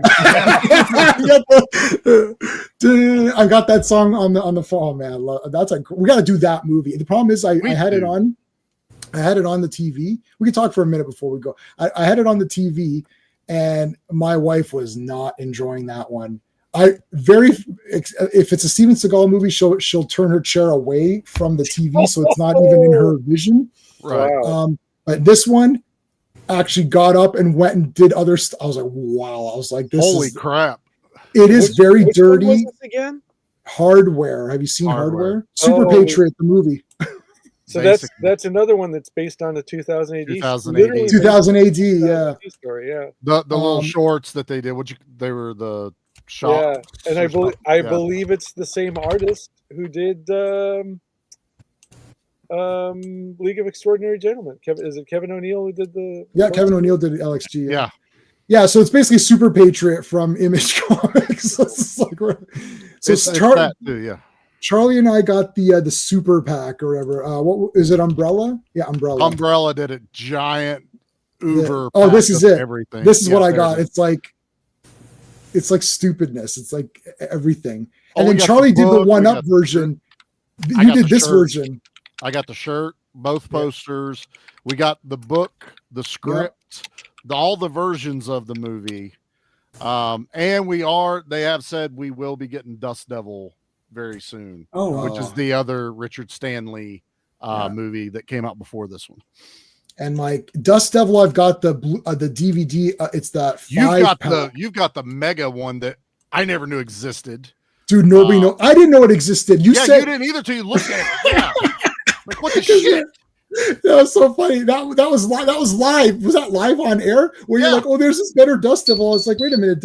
I said because you're like, oh, Dust Devil a good version never came out. I was thinking, pretty sure I own Dust Devil, and it's a pretty good version. It's got like the CD, I think. And I went and checked. I was like, oh yeah, it's like some 5-disc mega pack. It has documentaries, but his other stuff. I was like, oh shit, No clue. So Hardware was literally by the same creative team as Alan Moore and Kevin O'Neill. It's League of Extraordinary. I believe it. I mean, for sure. Yeah, look at this is a badass movie also. That is one I'm really looking forward to seeing in 4K. I really think that's gonna pop. Oh, I'm getting that 1,000%. Oh, 100%. For sure getting that one. Yep. Did anyone watch The Color of Space or whatever? I've been told I need to watch that, but I have not watched it. The Nick Cage one? Yeah, this is Stanley. This is Richard Stanley. I've been told I would love it. I just haven't sat down with it. It took me years to watch Mandy, so eventually I'll get to Color of Space. I haven't seen Mandy yet either. Mandy's amazing. Studio. Oh, what's that called? Oh yeah, it's visually awesome. Yeah. Blaxploitation. Yeah, here we go. So let's see what's on there. Yeah. Oh, Truck Turner. Yep. I love Truck. If you want to do Truck Turner, I'm totally down for that. Yeah, we can do that. Oh, you know what? Did they have Across 110th Street is there? That's a really good one. The Coffee's like that's awesome. Friday Foster. Truck Turner. Oh, Friday Foster. Oh my god. No, Sheba. Is that Sheba? I can't. No, that's Sheba. Is that Sheba or Friday? I can't tell. Oh my god, my eyes are garbage. I can't see shit. Yeah. It's either Sheba Baby or Friday Foster, which I cannot read it. Both of those are okay, but they're like Truck Turner's got Nichelle Nichols as a madam, like Swears Up a Storm. It's worth it just for that. And Black Caesar, yeah.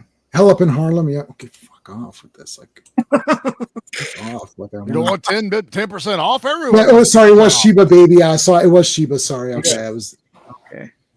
Truck Turner, yeah. Truck Turner, yeah. I've never seen Sheba. See, I didn't own this at all, and I've never seen it. I had Coffee in a shitty somewhat version. I think I have a shitty version of this. And this one I borrowed from the library, and then I returned it to the library for reasons unknown. And then I was looking for it again in the library, and I couldn't find it. I thought, how did I get rid of this? And I was really upset. And then I think I got the 4K. I got the 4K of Jackie Brown, and I rewatched that. If you have the Blu-ray of Jackie Brown, you don't need to get the 4K, in my opinion. I don't think the cleanup was that great. But it has the Across 110th Street song in the movie. So then I was like, oh yeah, I got to watch that again. And then I went to the library. I couldn't find it. I was like, I thought I had this. And I certainly had it. But anyway, so I had to get this pack for me. And volume 2 is, I pre-ordered volume 2. So where's the search on here? Oh, here we go. Oh, and I pre-ordered Deathstalker. You know, I pre-ordered this shit, and that's for damn sure. Here's part 2. So here's the next one. So Foxy, that's Friday, I believe. Okay. Foxy, Friday Foster, yeah. Con comes. Okay, so I already own a lot of these, but I mean, okay, I never seen Bucktown. Slaughter. I never seen this. I never seen any of the Slaughter movies. No, and I missed out on that Vinegar Syndrome. I only have Human Tornado. I don't have. I got the Rudy Ray Moore. I know. Oh man, Rudy Ray Moore is awesome. Yeah, I missed that. I missed out on that. I have Human Tornado from like DVD, like from before, which is the best one in my opinion. It can't be out of print for long. I mean, they're always in demand. So. They'll have to come back, and they cleaned them up, so now they have them. You don't have to clean them up. Yeah, those are great. Did you guys? Did anyone watch the why am I blanking on Axel Foley's name? This is brutal. Eddie Murphy. Eddie Murphy. Jesus Christ! Did anyone watch the Eddie Murphy movie where he plays Rudy Ray Moore? Brilliant. That was good, eh? It's one of his best movies, actually. Shit, that was so good. Eddie, and if you've seen Dolomite, yes, yeah, it's even better. Dude, it's awesome. Number one, they filmed part of it at the record store down the street from where I am. Oh my god! Cool. And number two, the guy, I think it's the same writers who did the Ed Wood movie. So it's not quite as good as the Ed Wood movie, but like being in the same genre and everything. That's and Eddie great. Murphy's performance, it is awesome. Like if Ed Wood is like 9 out of 10, this is like an 8 out of 10. Yeah, like easy. You see Dolomite first, if you've seen it, and then you see the recreation of the scene with the bed. With the bed, yeah. But then they show it like, don't they show it at the end like side by side? They do show it. Yes, they show it. Yeah, that's what Netflix makes. There's random Netflix movies that are actually really good because people say, these Netflix movies are so shitty, but they're not looking for the right ones. That's the problem. Netflix is better when they're doing these niche ones that appeal to a certain fan base. Doing these ones like trying to do like a Mission Impossible style movie, it's like it doesn't work because you don't have the resources. But this Dolomite one was great because it's like, right, they recreated everything. He looked good. I mean, Eddie Murphy really acted. It wasn't Eddie Murphy. Like I totally bought into him. My wife doesn't know anything about like Dolomite or whatever, Rudy Ray Moore, but we just watched it. She just watched it as a movie about, I said it's a filmmaker, whatever, independent filmmaker, pretty much really.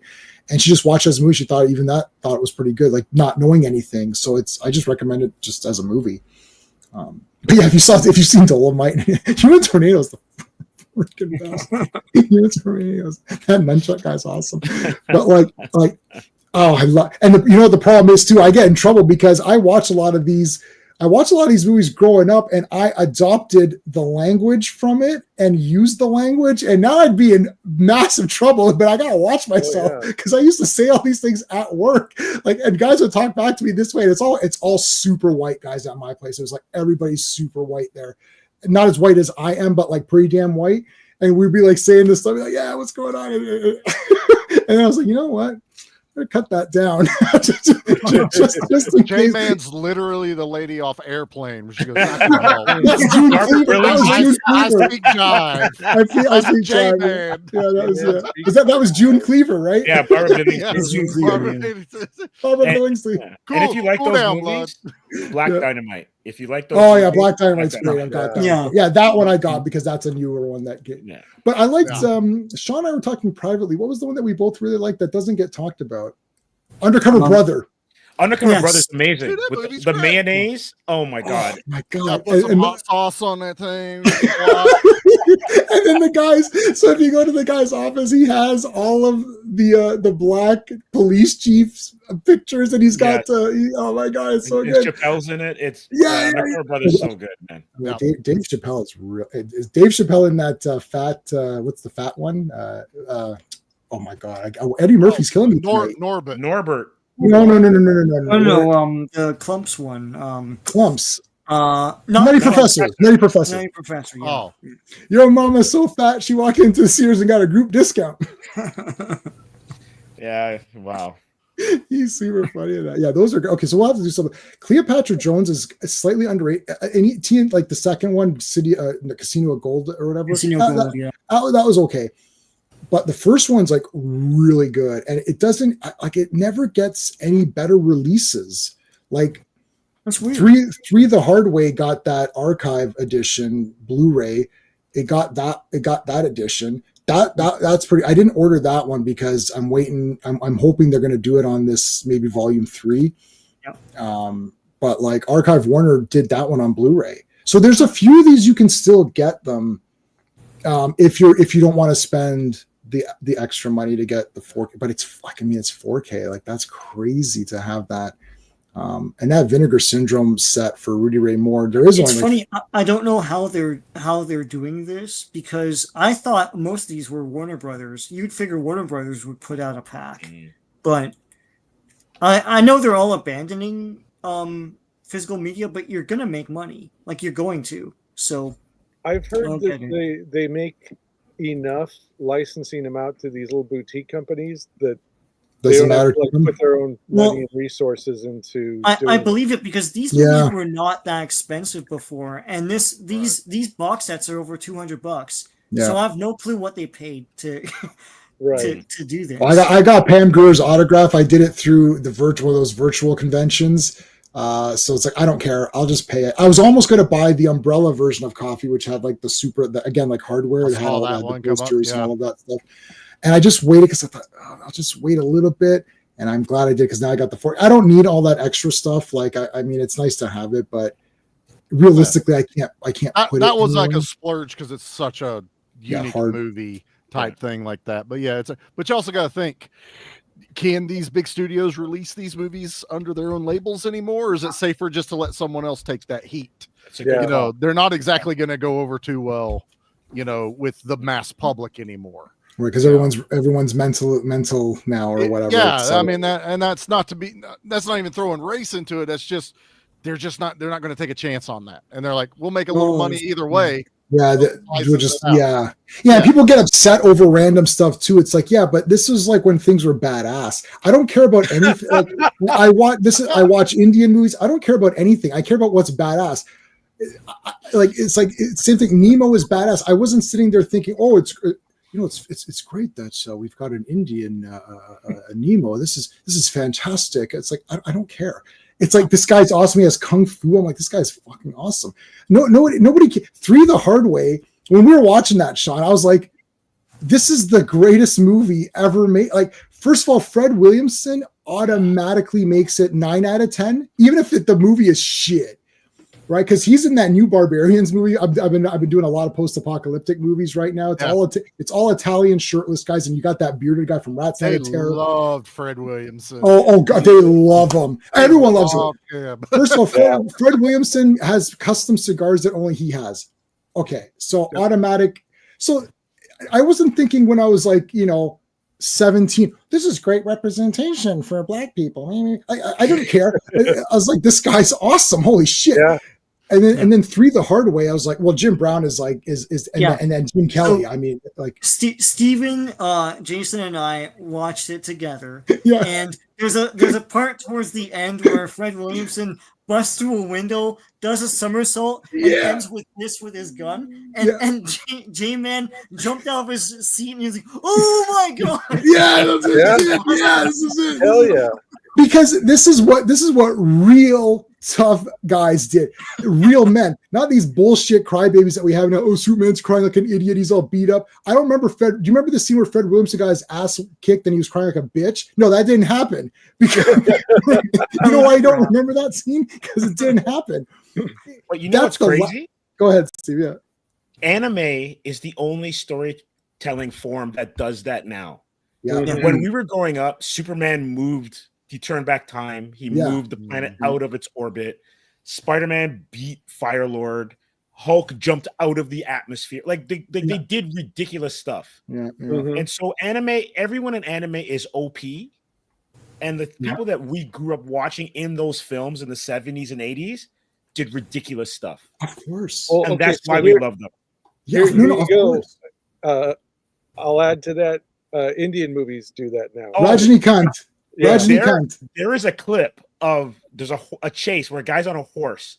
And he spins and he slides under a semi, gets back up on the horse. He never leaves the horse and keeps galloping. It's stuff like that. We were like, oh my god! Or RRR has RRRs. Yeah, dude. As a guy that doesn't watch those movies, I loved RRR. RRR is on point. Honestly, big time. Amazing. Like the big look, dude. Oh my god, dude. Yeah, all those universe movies that they've been putting out lately. Chris, those are all good. Yeah. And Rajinikanth, who's doing this like way before, like the styles of the glasses, flipping the glasses around, putting them on. Like again, and I didn't sit there. It's great that my wife is Indian, she's from India, but like it wasn't like, oh, isn't this great that there's Indian representation? Like nobody gives a shit. It's like it looks awesome. I don't care what country made the movie, or if someone made it with all black people or all white people or all Chinese people. Bruce Lee's the best. I don't care. I want to see kick-ass people doing kick-ass cool shit. I don't want to see lame characters. I don't care what nationality or race they are. It's like I want to see them do awesome stuff. They keep saying, we need black representation, right? They want Disney. Well, why don't you make an awesome character that kicks the shit out of people? Why didn't Finn come up to Captain Phasma and say, you know what, fuck you, bitch. Blast her in the face. Phasma sucked. I hated that character. I want to see Finn kick the shit. Instead, he's a cry. I love Rosa. Why are you such a loser? Like he's constantly yelling at Ray. He's constantly yelling, I love Ray. He's a loser. You know who? He should have been in love with Ray. That's when they were built. Yeah, right, exactly. Yeah, and they made him. But it's not just him. It's not just because he's black or because someone's white. No. It's because everyone's a loser. It's not just a racial thing. Every character is a loser. Poe's a loser. Poe's a loser. Laura Dern's a loser. Laura Dern is a loser too. Yeah.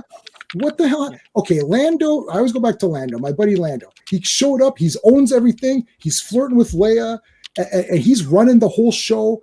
And he's taking care of all these people. It's like, and my wife's like, she's like, this guy's a very good character. It's like he was like automatically right because he's an awesome character. And then he's a black guy. Okay, who cares? He's an awesome character. But if you want representation, if somebody says I want representation on screen, then that's someone I would point to, or Fred Williamson, or Jim Brown, or Jim Kelly, or Isaac Hayes, or anybody. If you're a girl, if you're a black woman, you can pick anyone. We need more strong females. There's 4,000 of them in all these blaxploitation movies. How come you're not watching any of those? Right? Why don't you watch some of those? If you were looking for, I'm looking for awesome movie with awesome characters that are badass. I don't care about the race that they are. I care if they're badass. I like native characters. I like Indian characters. Chinese guys are always badass. Watch any John Woo movie. Chow Yun-fat's walking around. You're like, oh yeah, Chow Yun-fat's the fucking best. Like, oh, it's so great that we have a Chinese person represented. Like, what are you talking about? Like, I don't know. He has 2 guns. He destroys people. About no, I'm just joking. No, we're no. He's a loser and he's another crybaby. Why are they all crybabies? This is why I don't like Timothy Chalamet. I know people think it's like I can't take him. I'm like, you're not the real Paul Atreides. You're like some kid. It's like, I'm Paul Atreides. That was weird, yeah. You're not Paul Atreides. I don't think you're Paul Atreides. He's supposed to be charismatic. That's the entire point of the book. Yeah, I don't like him. Like, I know people like doing this guy. They said they're saying Tom Holland might be the next James Bond. That's the worst casting choice in the history of the universe. Oh, yeah. But you heard who the director is, right? Is that Denis Villeneuve? So Denis Villeneuve, right? Yeah. Who, if you want to say Sam Mendes is kind of like a spiritual successor, right? I don't know if he's going to do the action that the Bond movies need. No. Looking at Dune, they better cast someone who has swagger in that role to be Bond, or you're going to lose them. For sure. You're like, it's not Tom Holland. You need someone like Aaron Taylor Johnson, I think could do it, but they got to make that character badass and basically taking back what Tom Cruise took from the Roger Moore movies. Yeah, and putting them back into the Bond movies, which is ridiculous stunts, ridiculous action. I agree with that. And villains that you remember. I do not remember, other than Le Chiffre, I don't remember any of Daniel Craig's villains. Batista was wasted. Right? Wasted. And the only reason remember Le Chiffre is because Mads Mikkelsen owns everyone. Who should be Dr. Doom? He should be Dr. Doom, in my opinion. He's the real Dr. Doom. He actually is Dr. Doom. But Mads owned Steven, you're correct. He owned everybody and he had style doing it. Yeah, style. Yeah. He is awesome. They brought Blofeld, and it's like, it's my brother, and I don't like him. Oh my god, that's the dumbest thing. That's Austin Powers. That was Dr. Evil. I was like, that was Dr. Evil's storyline. You should not take parody and make it your mainstream. Make it a thing. Yeah, why is everyone such a? You know what I want? I want representation of awesome characters. That's what I want. Badass guys. The last because I saw. I'll say this. We're going to end off because they're talking about Jonathan Majors coming back. For Kang, or I know there's some problems. I don't even know what the story is. There's problems, but that guy was in Creed 3, and he was a badass. Like I was like, Creed can't win. He can't win against this guy. This is going to be crazy. Creed's going to get killed in this movie. And I really like Michael B. Jordan, but I was like, he can't win. I was like, oh my god, Jonathan Majors is going to kill. Because he was like, he was talking all like, he was talking all smack, and then you're like, okay, but they took off the shirt. You're like, oh shit. and I told my wife, I said, Creed's going to get murdered. I said, this is going to be crazy. I was like, Michael B. Jordan directed that one. I thought, he's going to kill the character? Like, this is crazy. He's going to die. And he wins. I was like, it's a movie. Yeah.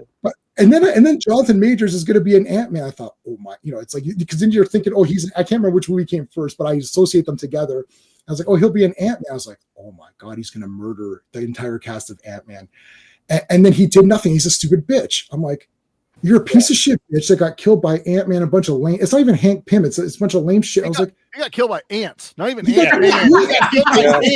Ants did it. Yeah. And I don't remember which movie came first, but I'm thinking, even if Creed came second after Ant-Man, I'm still gonna say, but you saw this guy, right? Like he's like this super monstrous guy who's gonna kill Creed, and then the movie said, no, you can't really kill him, guy, and then Creed wins at the end. But like he could have killed this guy. I was like, this guy's like gonna. I thought he was gonna come in and kill the entire cast. So like, he'll just kill everybody because they're all loser characters anyways. He did nothing. So if ants defeated him, why do I need? Like I was like, what? The other Kangs were afraid of him. So they're even worse than he is. So right. But you think Jonathan Majors? Oh, maybe he's not that good. But if you see him in Creed, I don't know who saw Creed 3, but that guy was. Steve, that he was gonna kill Michael B. Jordan. Yeah. I said Michael B. Jordan's dead, and he's gonna kill Valkyrie. I thought he was gonna kill the woman too. I was like, he's gonna kill everybody in this movie. Jonathan Majors provided threat that the first two Creed movies never had. Yeah, you're right. They didn't. I do like the Drago kid, like the young Drago or whatever. Yeah, I like young Drago too, but like Jonathan Majors, I thought this is for keeps. This is.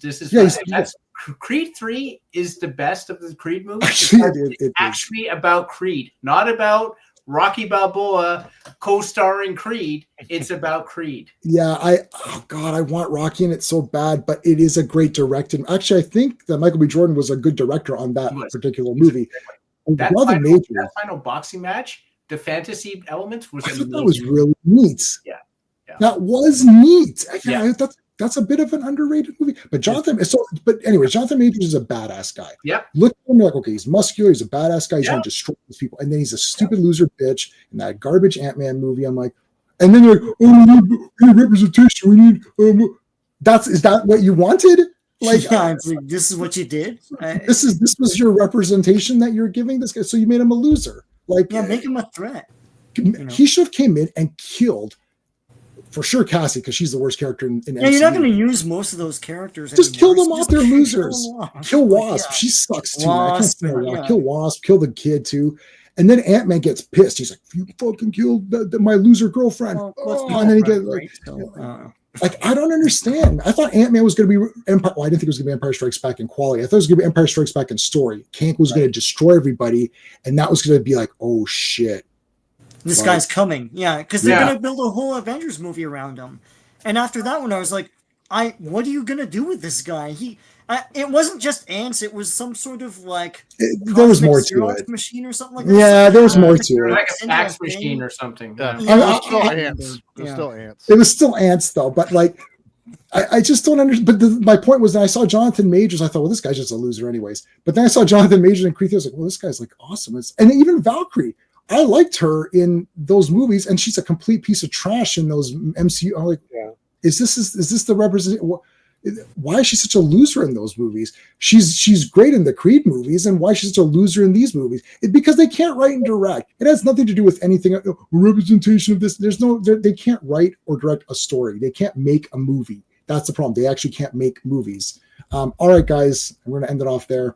This was a lot of fun. Speed Racer. We kept it on topic somewhat okay. We did go, and I did change my background for the rants after the fact. Anyways, what we've learned today is LXG is a 10 out of 10 masterpiece, and the comics are trash. And what we also learned is that Creed 3 is an awesome movie. So I haven't seen Creed 3, watch Creed 3. And Jonathan Majors does murder Creed in it, but they removed that because they're like, we have to make it, even though it's completely unrealistic that Creed wins. No, I like Michael B. Jordan. I'm just being funny. It's just because Jonathan Majors, I was like, holy fuck, he's going to murder this. Thank you, brother. He's got a $5 at the end. Traveling Megalomaniac. He's team Scott Adkins. Could be James Bond. Scott Adkins. Yes. Yeah. Thanks, buddy. I don't like the movies where they hate on the British either. So I'm there with you, brother. I'll give you a thank you, man. Thank you for that. I really appreciate it. You should watch The Substance too, if not for any other reason, the reason I just displayed there. All right, folks. Thanks for joining us. We'll see you tomorrow for Avengers. Take it easy.